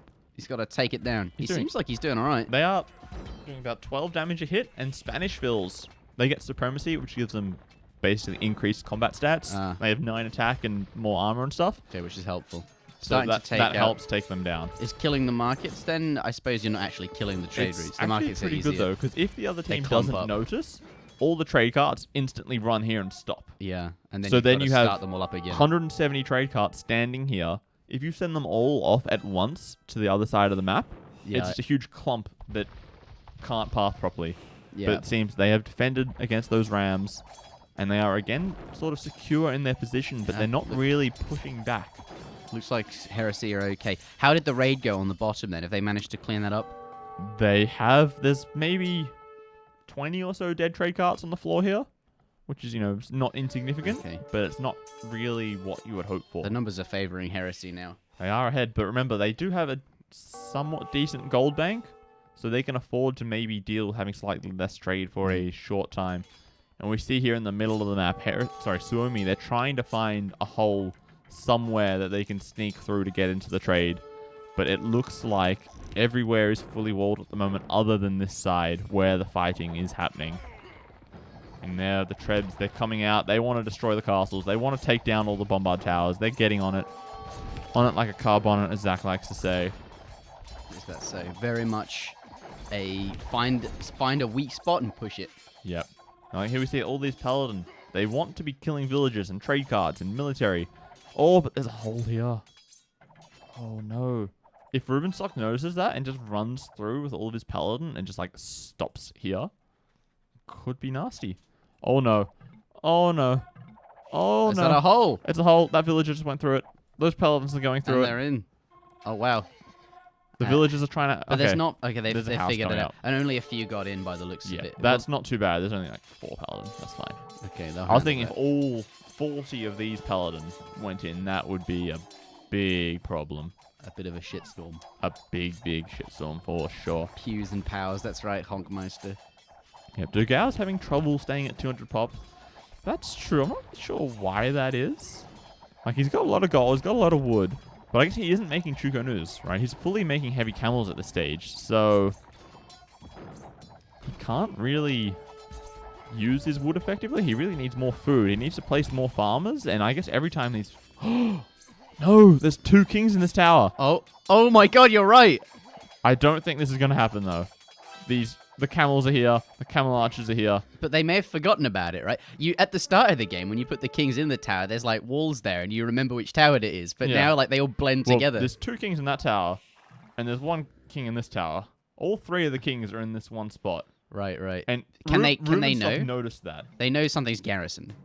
And there is a tech that you can research at the castle called Spies, which costs 400 gold and flares where all the kings are on the map. But it tells your enemy that the enemy have done spies. Okay. So, if you're preparing a king snipe and you have army here, and you're like, where is the king? Do you think you can do it? Can they set up for some kind of push on the tower, or they just can't get through? Might It might be an option, but they seem to be trading really well here in this corner. Okay. Just focus on killing the trade carts, Right. the things that will actually win you the game, rather than taking a risk looking for the king or something like that. And as Elvanor was saying in the chat, just the fact that the tower is garrisoned basically says the king's there, because you're not going to have anything else garrisoned at this stage of the game. One militia. You're just to debate the enemy. But then you're underutilizing your pop. So Yeah, right. It's just one of those waste. half pop units. Oh, the Krambits. Yeah, there you go. Well, that could be on. New meta. New meta just to debate people. But here, it looks like Suomi has broken into the trade. And oh my god, there's all land. You need your camel archers on this side of the map. Miguel, your paladins, you need more of them. Faster.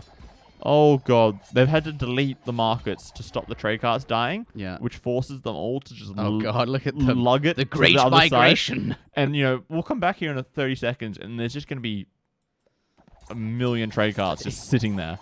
And we see here Miguel's trying to make a new market so they can trade to. Look at them all starting to mass up, and they're just constantly streaming There's never across ending. the map. And none of them are going the other direction. All of Miguel's trade carts are stopped. They don't know what to do. They've got nowhere to go. God, this is a big problem. They need to figure this out. And now they're just going to start trading for shorter trade distance, right? This distance from this market to this corner is less than from the corner to the corner. Yeah, right? You get a lot less. 40 less gold per trip or something, which starts to add up pretty significantly. And they start to trade to this market maybe, and it's just going to instantly get trebbed down. Look at them all go. Just long line of trade cards. Oh, GG's coming through There's though. the G. Because look, they've got... Oh, whoops, I didn't mean to click that. The gold pile is... The gold. They've got almost 10,000 gold in the bank. Barely 1,500. Yeah, can't keep it up. GG though. That was quite an interesting game. An insane game.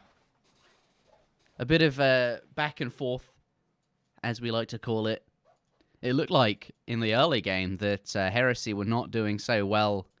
Velese in particular really smashed his way through into Miguel's base with that castle creep moving forward, and then actually got a castle, it seemed, up or almost up inside Red's base, which is hard to see now since we're so far into the game. The original walls are sort of gone. Was about here-ish. But they pulled their stuff together. Heresy got their units down, pushed back, and actually managed a quite convincing push all the way back to green. They were doing really well. The problem was they didn't really have any siege with their military that they were pushing with, right? They had 2 or 3 trebuchets.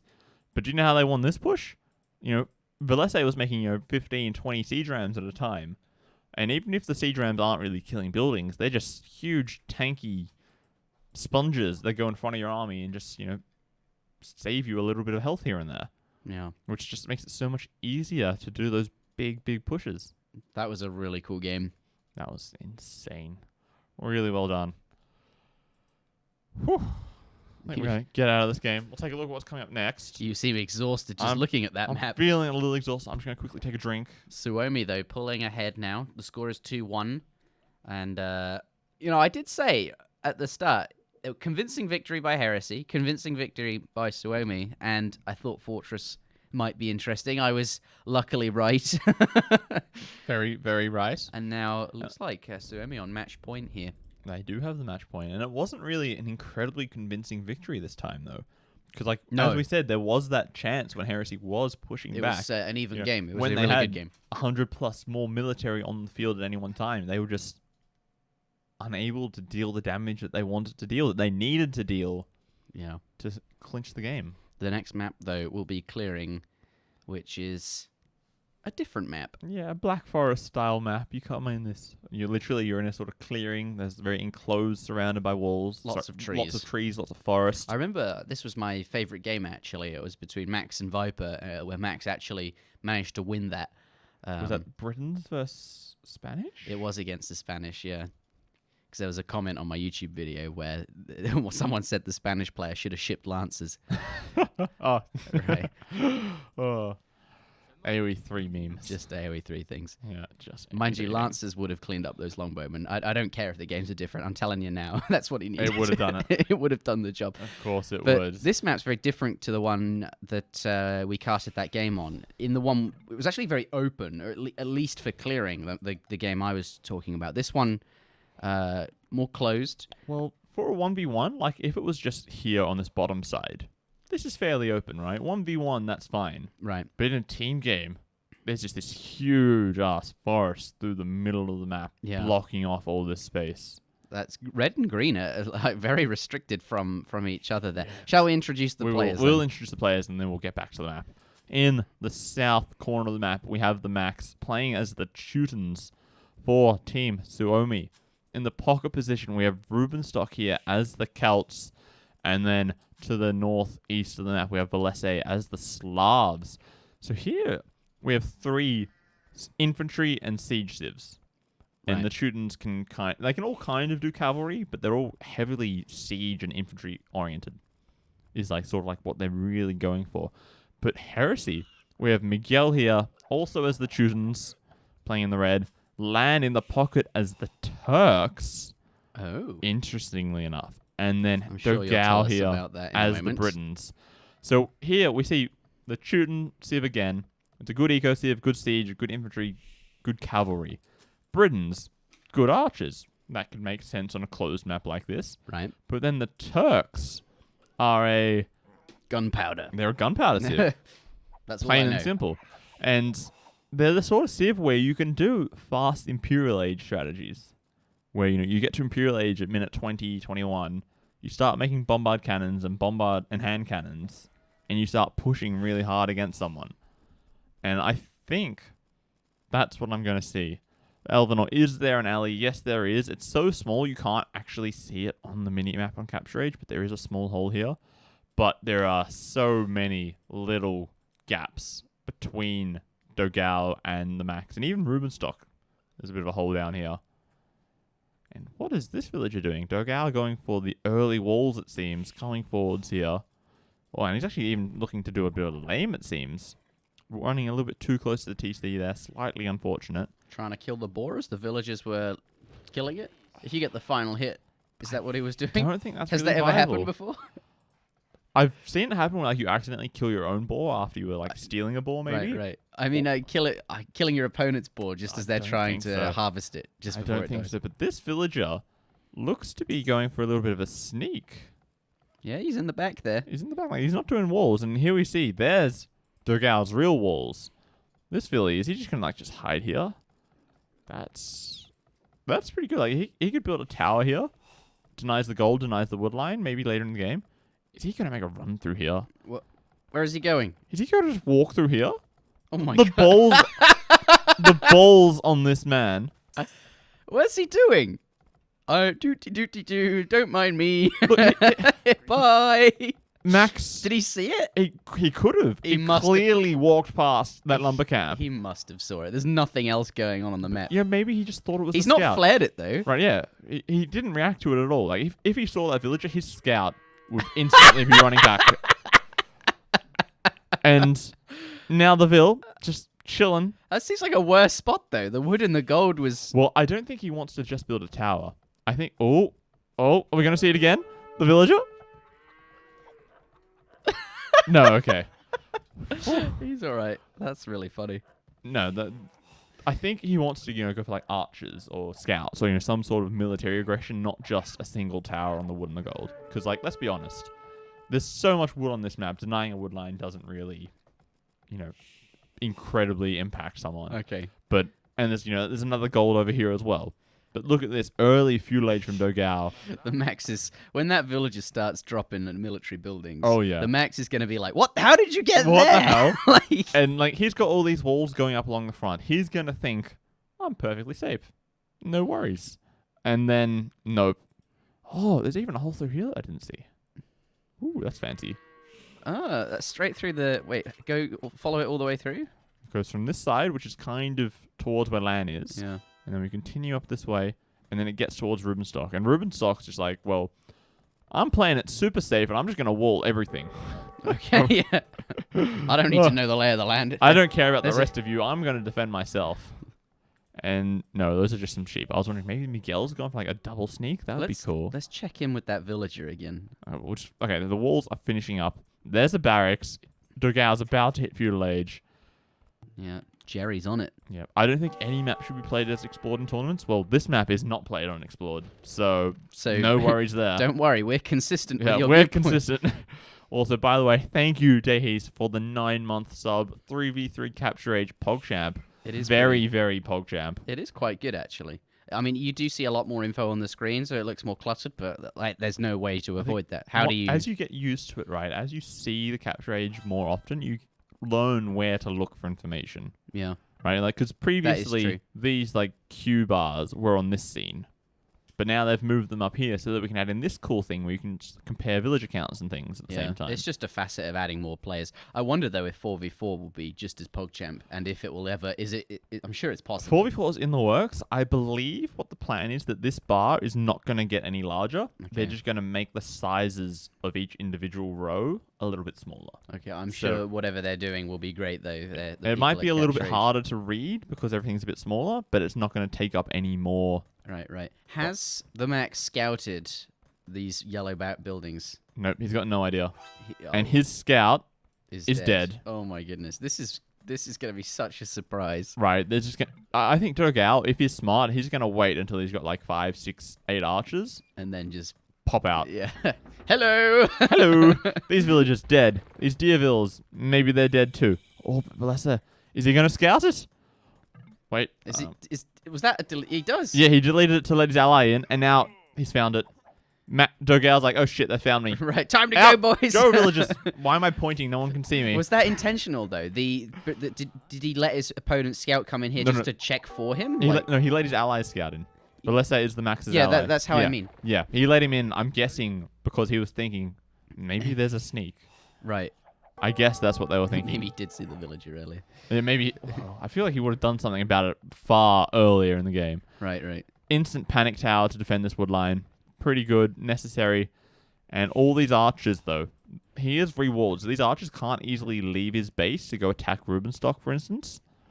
So all the aggression is going to be stuck here against the Max. And we're also seeing a little bit of a sling happening from Miguel, the Teuton player in the north, to the Turk player. And you remember how I was talking about the fast Imperial? Right.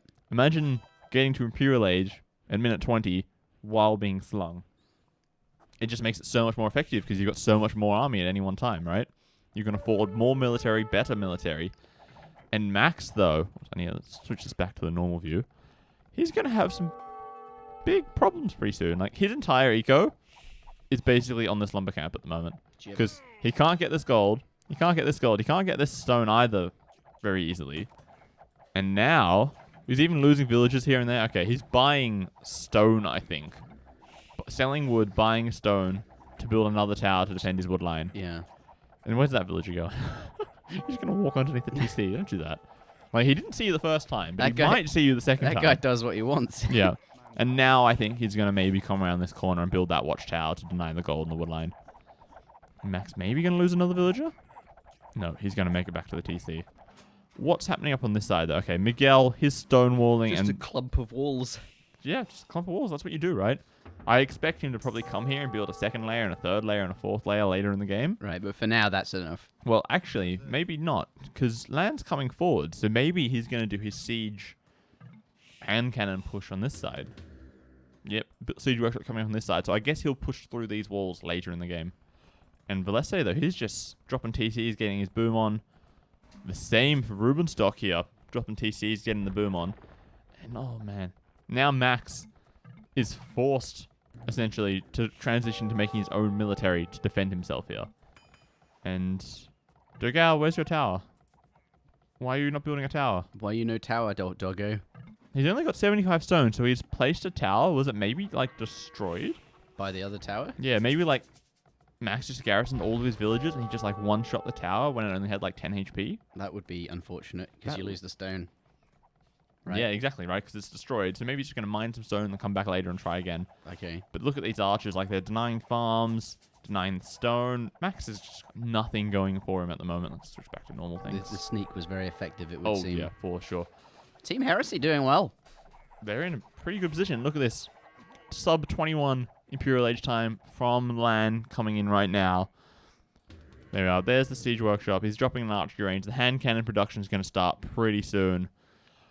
My big, like, huge blaring question marks going off in my mind is, what is Suomi thinking? Like, Turk Fast Imp is not breaking the meta strategy, right? It's not some new thing that no one's ever thought of. Right. And Miguel's still Feudal Age at nearly the 20-minute mark, so he's probably slinging. Does it not, like, occur to Suomi that maybe LAN is getting a sling? But what could they do about it if they thought that? Start mass walling, I guess. I think that's, like, the only thing you could do. Like, one layer of stone walls, they're not even fortified walls, by the way, are not going to stop 2 or 3 bombard cannons, which are going to start being produced in a second. Right? Like, as soon as LAN hits Imperial Age, that should be the real... Okay, guys, everybody, 10 layers of stone wall, go. Like, wall across there, wall again, wall between this and this and this, and all the way around. Rubenstock, stone wall up here. Max, I know you're kind of getting boned, but find a way to stone wall. I don't care what you're doing with it, just make walls. Make walls or else you're going to die, right? Because, okay, yeah, Miguel's flaring. He's built the gates so that the army can come through. There's even a monk here from LAN just to, you know, scout out a little bit, see what's happening. Maybe he's going to grab this relic as well. And there we see now Valese is starting to drop the stone walls. But is it fast enough? Building the university for fortified walls. Okay, I like that. I like that. Maybe he'll be just in time. There's only one bombard cannon so far, and he's targeting houses instead of stone walls. Alright, no, now he's noticed. This is going to be basically like a race against time. How quickly can LAN kill the walls versus how quickly can Valese make more walls? Right. And that's what he's trying to do. Make more walls. We're going to find out who wins this race, but at the same time, Dogao, he's up to Castle Age now. His aggression is going to continue. Max, nowhere near Castle Age. Big armies floating around. Even the stable switch. Britons don't normally make cavalry, but if your opponent only has skirms, right, 2 knights will destroy this army. So I think that Dogao here is going to maybe just like 1v1 the Max and possibly just kill him. But how is the siege push coming? Okay, the fortified walls are up. More layers are coming. Come on, cannons. You need more of them. More cannons fast. Yeah. Okay, 2 siege workshops now, so he can make them twice as fast if he can afford them. Pumping cannons. The Imperial Age sling is paying off now. Starting to see lots and lots of siege coming forwards, and they're really tearing through these walls. They do a lot of damage. They're really pushing in here. Yeah, and I think they deal about 300 damage each. Valese frantically just trying to, as you said, just keep them at bay.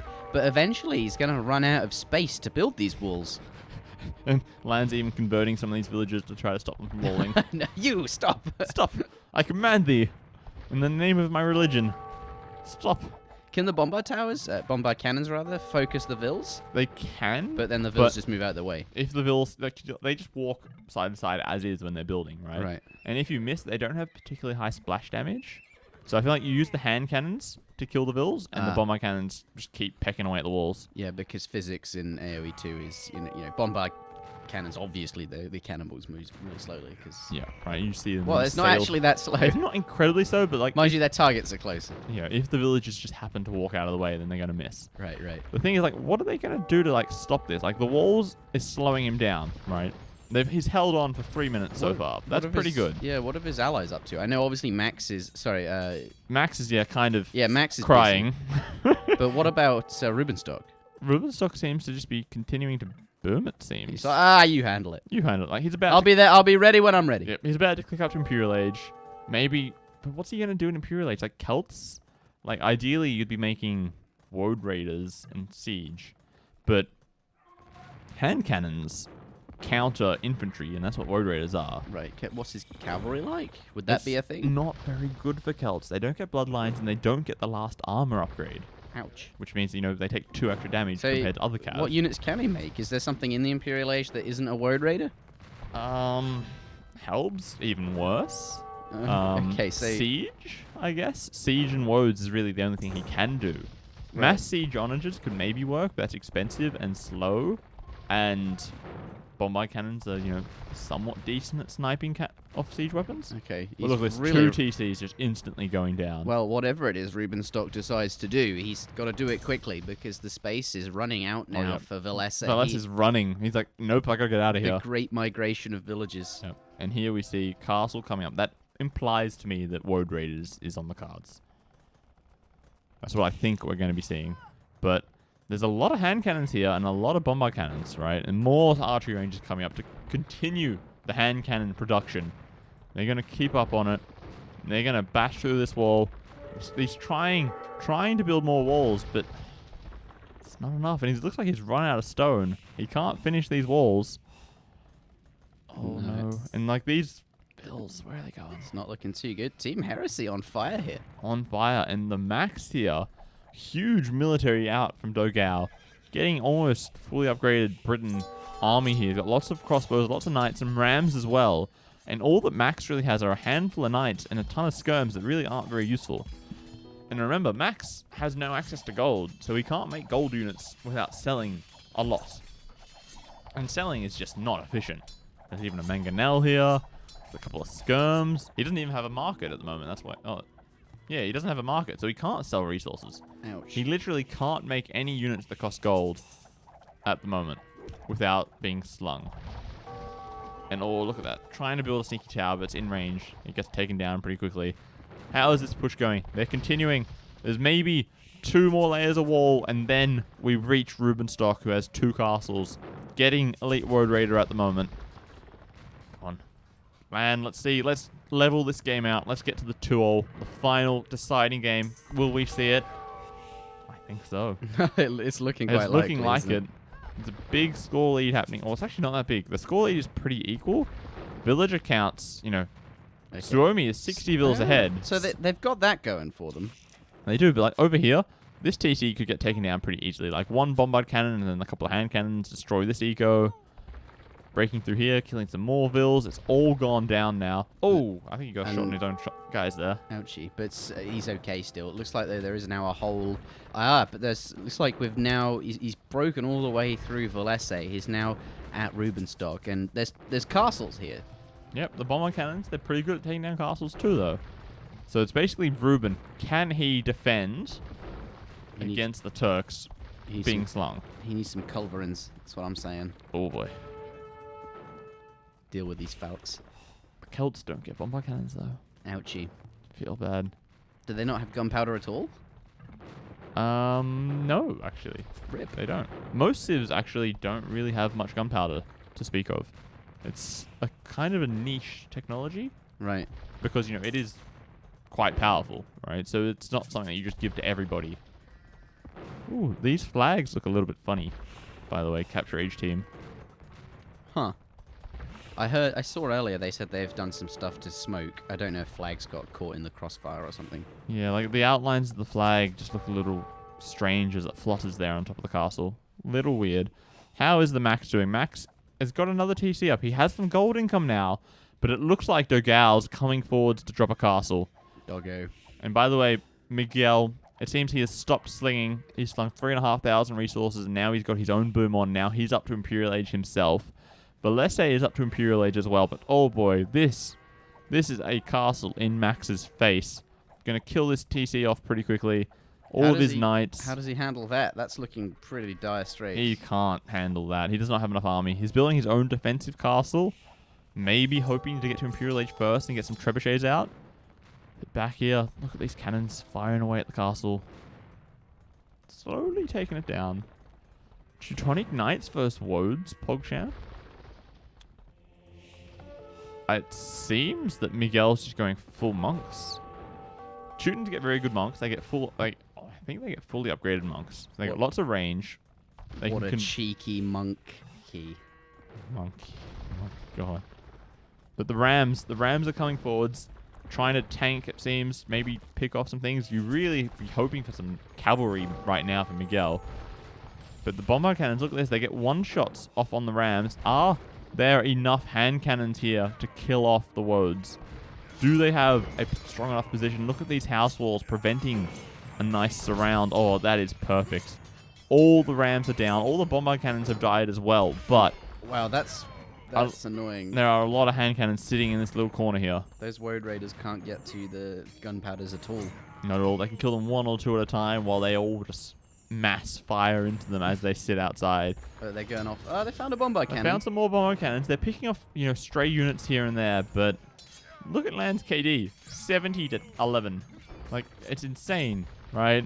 He's been killing so efficiently. Like, here's another little corner he can hide in between these archery ranges.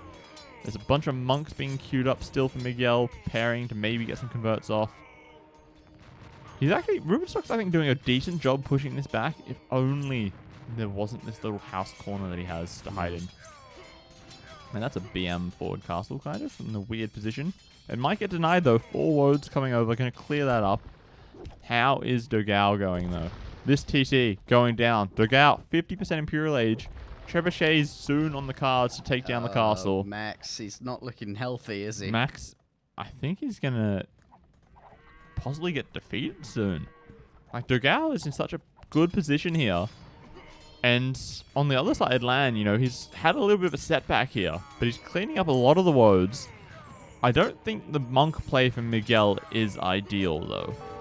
I feel just going for Paladin would be better. This is giving them maybe a bit of breathing room then. I don't know. Maybe you tell me, but the Woad Raiders, they seem resistant to conversion. Is that the case? No, they shouldn't be, especially. I think it's more just there's so many of them that they get up in the face of the monks quickly enough that they keep killing them. Right. Heresy's team seems to be quite better now. Yeah, adding in Dogao and Miguel, I think more than doubled the strength of the team.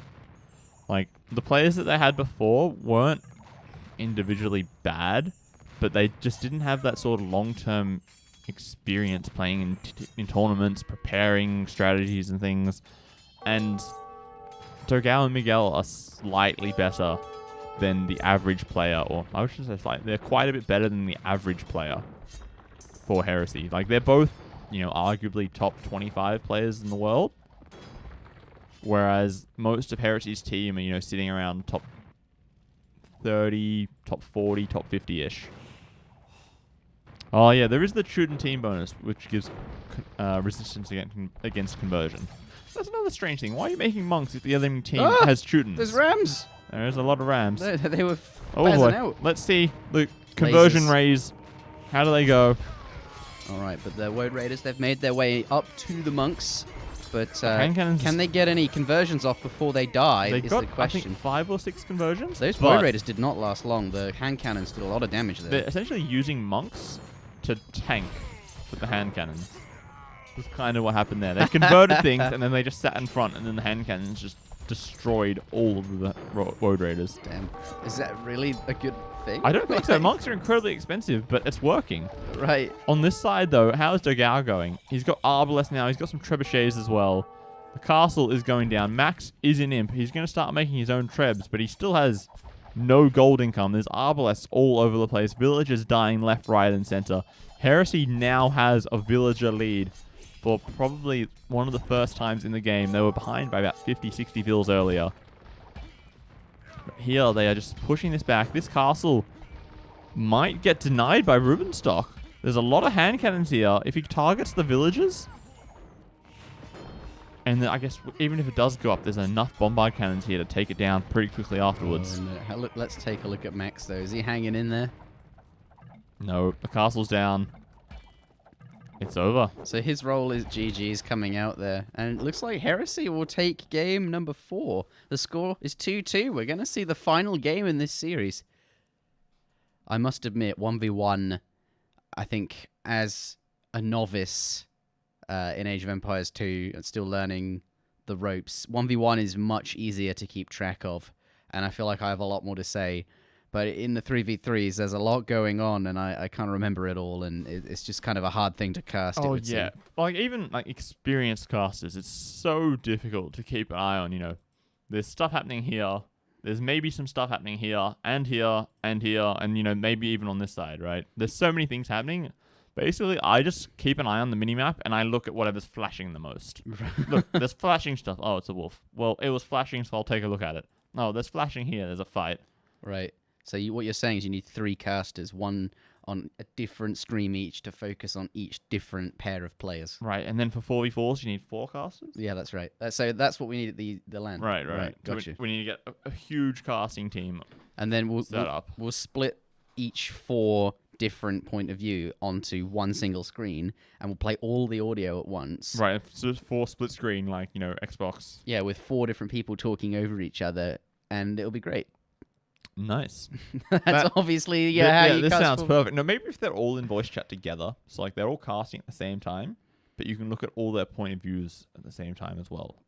Right. So they're not going to yell over the top of each other. No, we're joking, right? This is No. We're doing it now. Right. I'm gonna write it down and we're gonna do it. Oh no! What have I done? What have you done? I've put something in Robo's mind. You put something horrible in my mind. But the final game coming up in just a moment.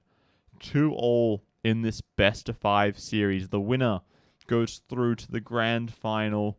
The loser takes their $500 with their and tail walks between away. their legs. It's still pretty good. Well, yeah, right. $500 is pretty nice. Like, no digs at that, but they don't make it to the final where the real money is, where the real prestige is. 2-2 though. Highland, I remember being a very, very long game. It can be very long. It can be. Is that the case in team as well? It definitely can be. Right. For sure. It really depends on... Are we going to see more of those docks that can shoot? Melee? Yeah, they were fun. I would think so. I would assume that anybody that watched the 1v1s, and, you know, hopefully the team's preparing, had a look at how other players played the map. Right. I think, you know... Oh, that's a good idea. Melee were pretty good on that map. We should get that in there as... We should play those. Yeah, we should try them. Because I feel like, just like last time, if one team has melee and the other one doesn't, as long as they don't lose water control completely, they will sort of auto win in the long run. Simply because harbors just give so much map control for so little cost. Right. But we will get that game sorted. Let me load up the game. Going into Highland. Get that set up. Make sure it's all working nicely. Jeez, there we go. That's a big map. We'll show you it in just a moment. But yes, ladies and gentlemen, welcome to game number 5 in a best of 5 series between Suomi and Heresy. This is the semi-finals of the Americas 3v3 stage. The winner of this game, and indeed this series, will progress through to play in the semi-finals against an unknown opponent yet. They haven't played their semi-final yet. But spawning on the top of the map in the color grey, we do have Ruben Stock playing for Team Suomi, and he is here as the melee. As we were discussing just a moment ago, melee is such a hugely important and powerful civ on this sort of map style. In the pocket for Suomi, we have the Max in his typical teal, playing as Magar. Teal pocket for Max, something that you see far more often than you don't. And finally, Valese is the green Portuguese. Interesting, like, there's huge distance between Rubenstock and Max, which is, I think, a little strange. That does seem not very large. typical. But on the other side, Dogal, you've forgotten the color rules for, like, the final game in the series. Whoops. Like, he should be yellow, not blue, and it's screwed up the symmetry. I don't like it. But he is here as the Portuguese on the western flank. Lan here as the Malay in the pocket, and then finally Miguel as the Magars. So we have mirrored civs for this final game. Magyar, Malay, and Portuguese. Are they in the mirrored positions? No, they are not. We have Malay versus Portuguese on this side. We have Malay versus Magyars on this side. And then we have Portuguese versus Magyars on this side. So they're all non-mirror. Max seems really far away this time. Like he really is. Like shoved up in the corner here. And like his map is kind of horrible. Like the wood lines are really far away from his base. difficult to really get to anything. He's quite far away from the water as well, Right. which makes it hard to, dock and start fishing. How much will it matter, though? I mean, the map's divided by that river, right? It's not like you're going to be dealing with a land push like you might be in other games. Probably not, but I think the way you would play this map is, just for anyone watching, there are these sort of river crossings which you can't really wall on, but you can walk on. So the idea would be is you wall off your side of the crossing, and then everybody plays water. And then if you win water, you can keep fishing, which is nice, and then you can dictate if and when there are any pushes, because they can't cross the water bridges if you have water. They can't transport if you have water control. You're the man in charge if you Exactly. take water. So we'll see a lot of fighting over water. I would fully seem. expect a lot of water fighting. There might be some sort of sneak play like we saw in the last game. Like this, Red Miguel bringing forward. Possibly. Maybe he's just going to try to wall the other side of the crossing just for a little bit more map control. Right. But maybe, he goes for a sneak. Where is he going? It's not building a wall. That He's villager. definitely not building a wall. Barbara is getting up in the face. Getting in the face Of here of Valese. Valese. That is true. Let's see where she Oh, goes. yep, she's walking the right direction. This villager's coming over. He's going to probably finish off a wall. Maybe he goes for another crossing? Yeah. I wouldn't think so. I don't think that's like a Suomi sort of play style. There we are. Careful with this wolf. Oh yeah, Magars, they one-shot wolves. What? What? That's, Why? That's their civ bonus. That's bullshit. That's so good. That's a civ bonus. Yeah. Yeah. What? It's so nice. It's like, die, wolf. Yeah. No damage whatsoever. Killing a wolf. Insane. Wow. Do they have other bonuses? I don't think you'd need any other bonuses. Killing a no, but it's going to get seen. Maybe. No, I don't think Valese saw that. Maybe not. Oh. No, he didn't follow the Vil, so he mustn't have seen it. If he was paying attention, he might have seen the... Whoops, that's the wrong button. He might have seen the footprints that you can kind of see here. Right, but he would have gone and followed the villager, right, had he seen it. Yep. Oh, but now he's trying to run away from Max. Wow, this is like Mario dodging, I think Max... Maybe did he see the footprints? You've got to dodge the boulders the scouts as they run past you. We're playing like Donkey Kong or something. Look at this. They're sort of rolling back and forth. Nope, go back. There's So a villager now here. Does he just trade off his scout so the Vil can stay hidden? I don't think so. Oh, he's leading away. Right. but, Very clever. Oh no, the villager. There he is. Did he get? Yep. He saw him. Instantly. Everybody, bring a scout. We need to stop this. Oh no. Oh dear. Well, that didn't. Oh, work and there's out. one over here as well. That one's not been seen. That one has not been seen yet. Dogao is here with his own sneak, it seems. But Miguel has been found. Miguel's going to get cleaned up here. But what are they? Why are these players then? Why is Heresy being so aggressive with these Vils? Why is that? Do they not think? Do they not want to play the late game? Do they want to just? Are they stronger at the early? Maybe that's just the thinking is if the opposing team, all players go for water control. They all galley rush, make fires, make demos, that sort of thing. Right. It doesn't matter because we're in their base with units. Right. They're not expecting land aggression. Right. Just like Max. Max wasn't expecting 6 archers to appear out of nowhere. Right. So if you could do that, you could just run into someone's base, kill some Vils. But oh no, Rubenstock. He's found it. He's maybe found it. Yep. He has definitely noticed that. The Vils are going to come out. They're going to try to Vil bash this down. Maybe get some walls up to prevent any shenanigans from Dogao. Shenaniganry. That's it exactly. Yeah, look at these walls just popping up. That barracks doesn't look like it'll be very effective. No, I don't think so. And this villager is about to be walled in and can't get out without deleting the barracks. Feels bad, man, for Heresy. Shut down, Heresy. Yep, there's one spearman, but he can't get out because of all the walls. And the Vil can maybe build a watchtower if she deletes the palisade wall, but that doesn't really achieve anything. And not good. And by the way, something else that we should point out. The map for Heresy is quite unfortunate looking in the late game. Why is that going up? There's just a random pond, which I guess sometimes spawns, and there's also another one in this corner. Does he think that's connected to the rest of the river? I would assume not. I think he's just thinking, hey, I can safely fish here. Yeah, he's fully scared of that. He just wants to eat some fish. Yeah, it's safe, right? They can't be attacked. But if they try to trade in the late game, A, they can't get, 2 tiles closer to the edge of the map. So they lose a little bit of gold there. And then just the shape of this water forces the markets to come further forwards. Because if your markets are down here, the trade carts run here, and they have to go up and around this, and then back down this other side, which is, a lot of extra movement for no extra gold. Right. So he has to forward market, no, not forward, like more northerly market. But then, there's a war galley sitting here. That Okay. could attack the market. So they've got an awkward map. They've got a really awkward Could trade they line. not trade from the other corner? Well, then it's even shorter, right? Because you lose all of this space. Okay. And again, like, you have to get far enough away from the water that you can't get attacked by boats. So like your markets end up being here. And oh, look, there's another huge forest in the way.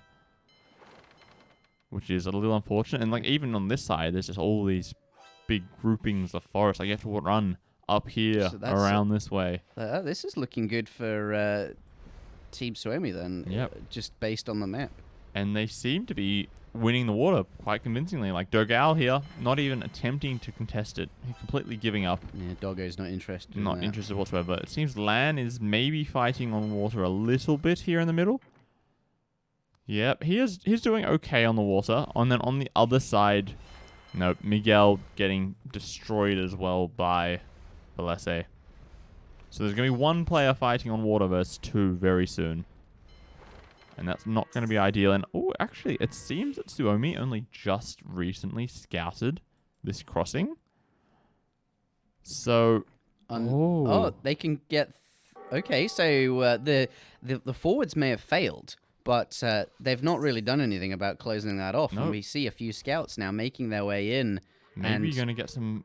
I Pick don't off some villas, like over here. I don't think that Suomi has any land army at all. They've just been building boats, not really expecting to have to deal with this. Max Oh, has some number of boats. I just don't know where they are. Ooh, a couple of them on Boats this or side. units? Sorry, he has a couple of scout cabs running around. Oh, but they're not on the right side to handle it. Nope, not in position to help out here to defend against these That's scouts from Miguel. But it's sort of like a bit of a base race, right? He loses some vills, but he kills some vills too. Right. They're both harassing each other rather than Or like they're both harassing the other team. Right. And this is actually another problem with losing water control. These fire galleys, they can destroy these walls to open up the passages and allow units to rush through. Are fire galleys, do they do extra damage versus buildings? It seems no, like that would make sense. they just fire really quickly. Okay. So like they do, 2, 3, I don't know how much damage it is. But they do it a lot. Constantly, Got right? it. They're just constantly ticking over 1 damage really, really quickly. Whereas normal units, like, you attack, you wait 2 seconds, you attack again, sort of a situation. Yeah.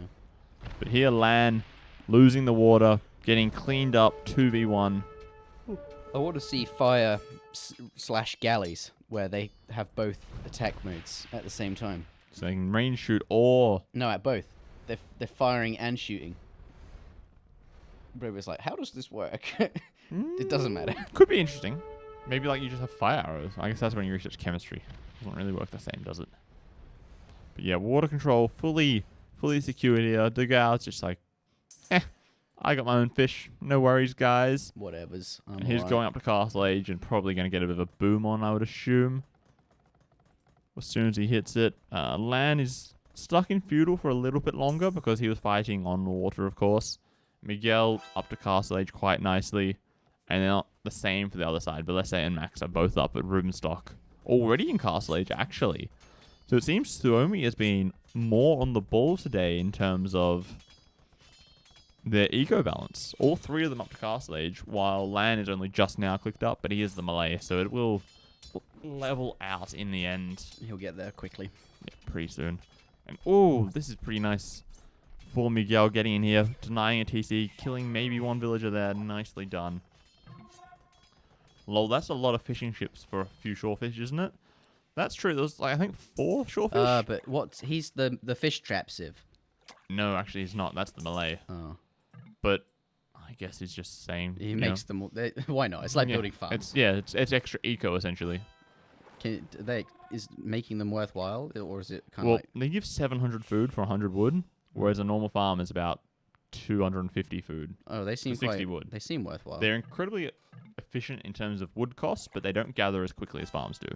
Okay. So you trade off time for wood efficiency, essentially. Right, but if there's no fish in the pond left, then Yeah. then it's better than nothing. Exactly.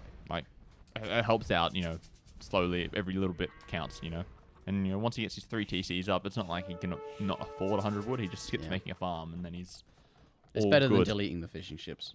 Yeah, right. Maybe he doesn't make it one with all of them. Maybe just like 3 or 4 of them. But, I guess every little bit helps, like as we've been saying. But otherwise, it seems this game is totally stuck down to a stalemate. These scouts are still running around trying to find some vills to kill, not really getting anything. All the TCs are up. Can't get out, taking all this arrow fire from this TC. Miguel, what are you doing, man? Micro your scouts. Oh, that is unfortunate. And on this side, though, Max has a sneak villager coming in here, building another stable. He's got knights running around. Oh, getting a lot of villagers from Miguel. Oh, boy. And Miguel's only got 1 or 2 knights to defend. 4v2. Not a good fight by any means. Any stretch of the imagination. But, oh, he manages to pick off the sneak bill. That is nice. That is great for him. It seems very scrappy. There's like hardly any units. They're mostly just fighting on water, it would seem, with most of their eco. Is that right? It seems so. And there's really still only 1v2 on water, which kind of makes me question why they're even bothering to fight. Like, land, you're never going to win 1v2. And I guess if you keep doing it, you're forcing your opponents to also invest in water.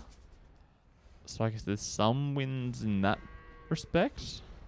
Perhaps he's hoping his allies will get on the water soon and help. Well, I would assume that, they're communicating like, yo, Dogao, are you going to help me on water? Nah. You'll be right, mate. You'll be right.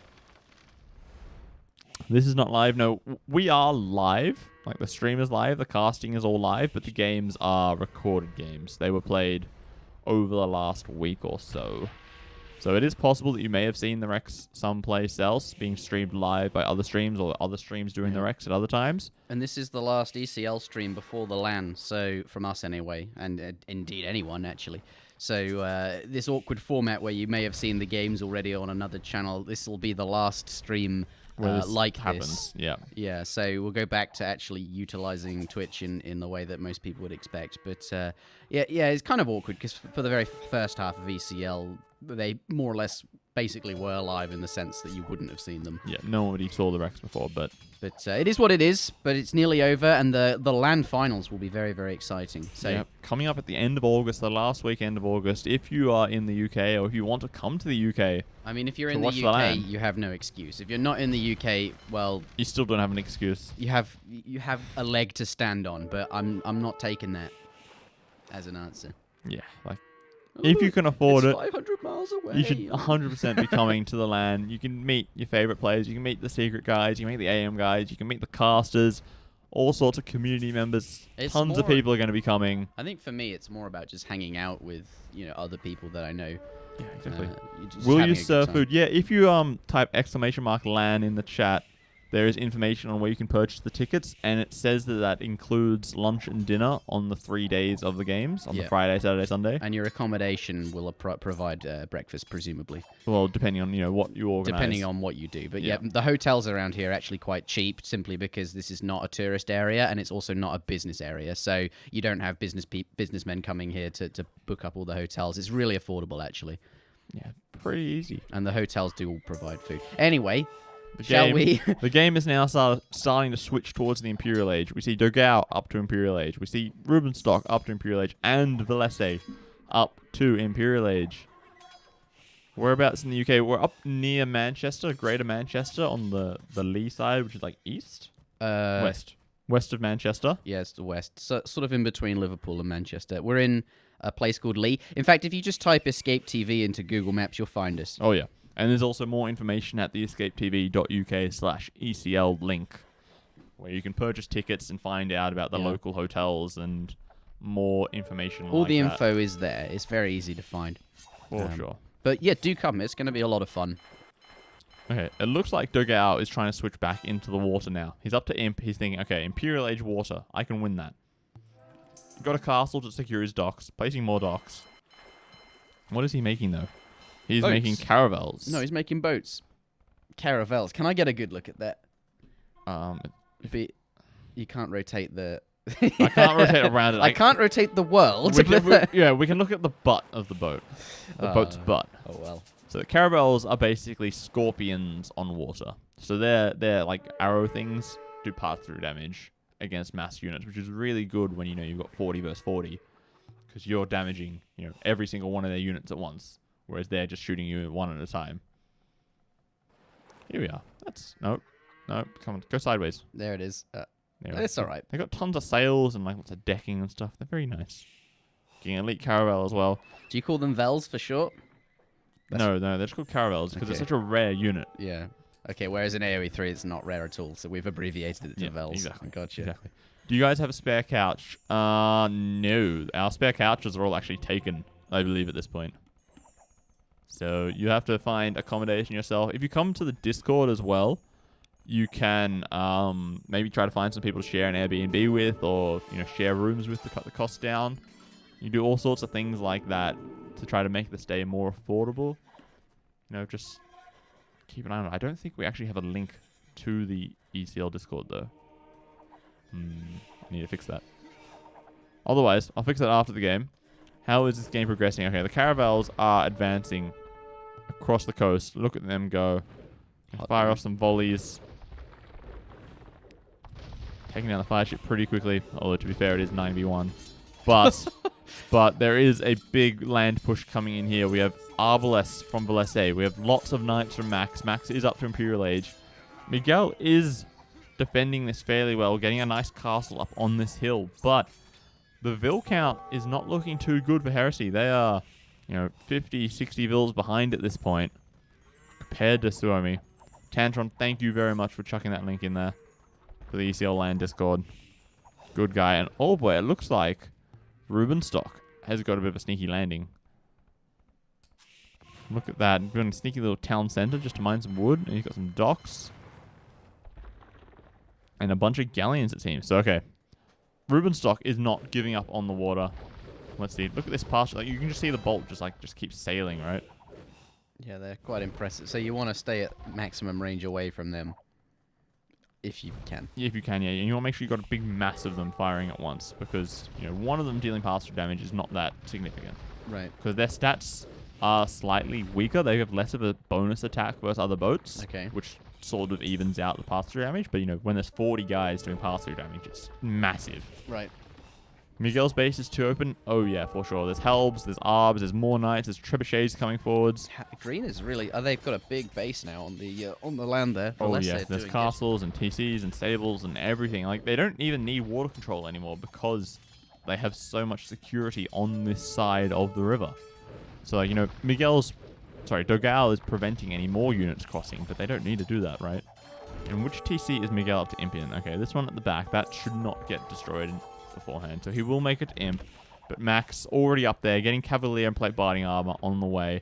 Trebs trying to take down this castle.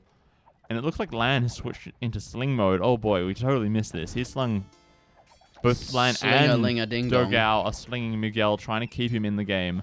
Trying to keep him up with the knight numbers that he needs to defend this. But Helbs against Castle Age Knights, not good. Soon, Max is going to have Cavalier. He's taking down this TC, taking down these villagers. He's just got Cavalier. Paladin instantly on the way for the Max. As soon as he clicked in. As soon. And here we see the harbors. They are in full effect now. Suomi doing well. Oh boy, there's even like... oh wow, that's hilarious. That's a lot of fish traps, first of all. And then there's just the forward harbors to lame the pond. Oh boy. Is that castle? Like, this harbor, if it goes up, could deny a castle. That would be hilarious. We'll come back to this to check it out in a second. But we see cannon galleons and galleons here from Rubenstock taking down the castle, attacking these caravels. And Miguel's base is just flashing lights everywhere. There's more teal in his base than there is red at this point. This is what it looks like on the mini-map. He's got all these knights, and he doesn't want to fight with them. He has to wait for upgrades, which means that they just keep destroying these buildings, taking down everything that they can while Miguel is forced to wait. Oh boy. He's still just sitting here waiting like he wants to take a fight. I think he could possibly win that fight when the Arbalests are all out by themselves, not surrounded by Cavalier and Helbs. But now, all massed up like this could be a problem for him. Okay, the castle did go up, unfortunately, but... Surely, if you have a castle and a harbour in a 1v1, the castle wins. Of course it does. How many harbours do you need? I actually have no idea in the current balance, but back during the Rise of Raja's sort of beta, which was a long Back in time my ago. day. 2.5+ years ago, I think like 2 or 3 harbors could kill a castle in a fight. Well, I remember when And- 2.5 yeah. harbors were needed to And everyone was like, Gather guys, that's a round. little broken. I'm Like, can we Roma. fix that? And like, yeah, we'll fix that a bit. Let me spin you a yarn But about the this- rise of the Rajas Beta. This is just horrible. You're not having any of it. No, You're- no, shut up, the Will. game's finishing, Will. Shut up, I want to talk about it. All right. And there, Heresy is GGing. Miguel has, 15 army. Max and Valese have 100 army. Paladins versus Cavaliers. Arbalests and Halbs as well. Trebuchets, Monks. Everything is here. And Will's just bloody going on about nothing. Ugh. Frustrates me. I just got told. Better keep quiet now. Robo's not pleased. Yeah, you better shut your mouth. No, I'm kidding. I love you, Will. But that's it. That is the end of that series. Where is Ham? Ham doesn't cast ECL to begin with, but he is away in Portugal at the moment Yeah, Ham's for his birthday. Ham's in Porto. Zach Visiting his is, family. and Zach's doing a few jobs that only he can do. But fear not, he will be back for actually the next series coming up, which we're about to see, and indeed the grand finals as well. But I said I would step in for the very first series of the day. I must admit, okay, so here's my comparison. Age of Empires 2 3v3 to 1v1. I much prefer casting the 1v1. I felt like I had a lot more to say. I think I could kind of follow the game a lot more easily. 3v3 is very hard to keep track of. Yeah, and there's as so many things happening at any one time. a novice AoE 2 player, I just didn't really have much to say, I must admit. So That's fair enough. if I'm going to do this again, I really, really enjoyed the 1v1. The 3v3 Okay. was a lot more tough. So what you're saying is that during the ECL LAN, you'll cast the 1v1s, but not the other ones. In the LAN, I should not be casting at all. We're But- getting you in. yeah. You're going to do one of the 1v1s now. But I'm adding that to my list along with the other thing. Oh god, that other stupid idea I came up with. That's right. I can't even remember what the stupid idea is. I have to go watch the VOD back to find Yeah. it. I still got a few. Well, I put one of the 1v1s up on my YouTube channel. I really enjoyed casting that. These were much more difficult, but really, really nice series all the same. Yeah. Best of 5 went all the way to the final game, and a very back and forth series with some very nice games in there as well. My favorite, I think, was probably Game 3. Although I did like Game 2 because it was very clear what was going on, and I enjoyed watching that, and I was able to talk about what was going on with the players all starting very close to each other. Though that one was quite one-sided. But congratulations to Suomi, adding themselves some more points to the standings, solidifying that third place, and they will be going through to the grand finals, as you can see. Yep. Our But next match, though. we're coming gonna up have SY next- versus Secret. to determine who Suomi will play in the finals, yes, that will be the next match. And we're going to bring that to you in probably, I'm going to say 8 minutes. 8 minutes. Okay, Will's made an executive decision. We're going to put on an 8-minute timer while I update all the commands, update the overlays, while we find Zach and work out whatever he was doing, and then Yeah. we'll be back pretty soon. We'll be back with the... Reaper, will there be goon at the ECL live event? If you bring your own goon, sure. What's a goon? The goon sack is like incredibly cheap wine that comes in like a bag with a box. You Australians. So you take it out I'm of the assuming box. this is an Aussie term. Yeah. Yeah. I know it because Oh. I live in Australia. I don't right. know if it's global or No, not. I don't know what a goon is. Well, But- a goon to me is a dude on a horse Yeah, with a yeah, gun. it's a goon. Yeah, That's- that's what I thought the first time. Will there be And- will there be anti-cavalry at the ECL then? I hope so. It's a land tournament. Yeah. But yes, we'll see you in 8 minutes with the rest of the tournament. The final 2 games, the semi-finals between SY and Secret, and then whoever wins that against Suomi in the grand finals. Yep, we'll see you very, very soon.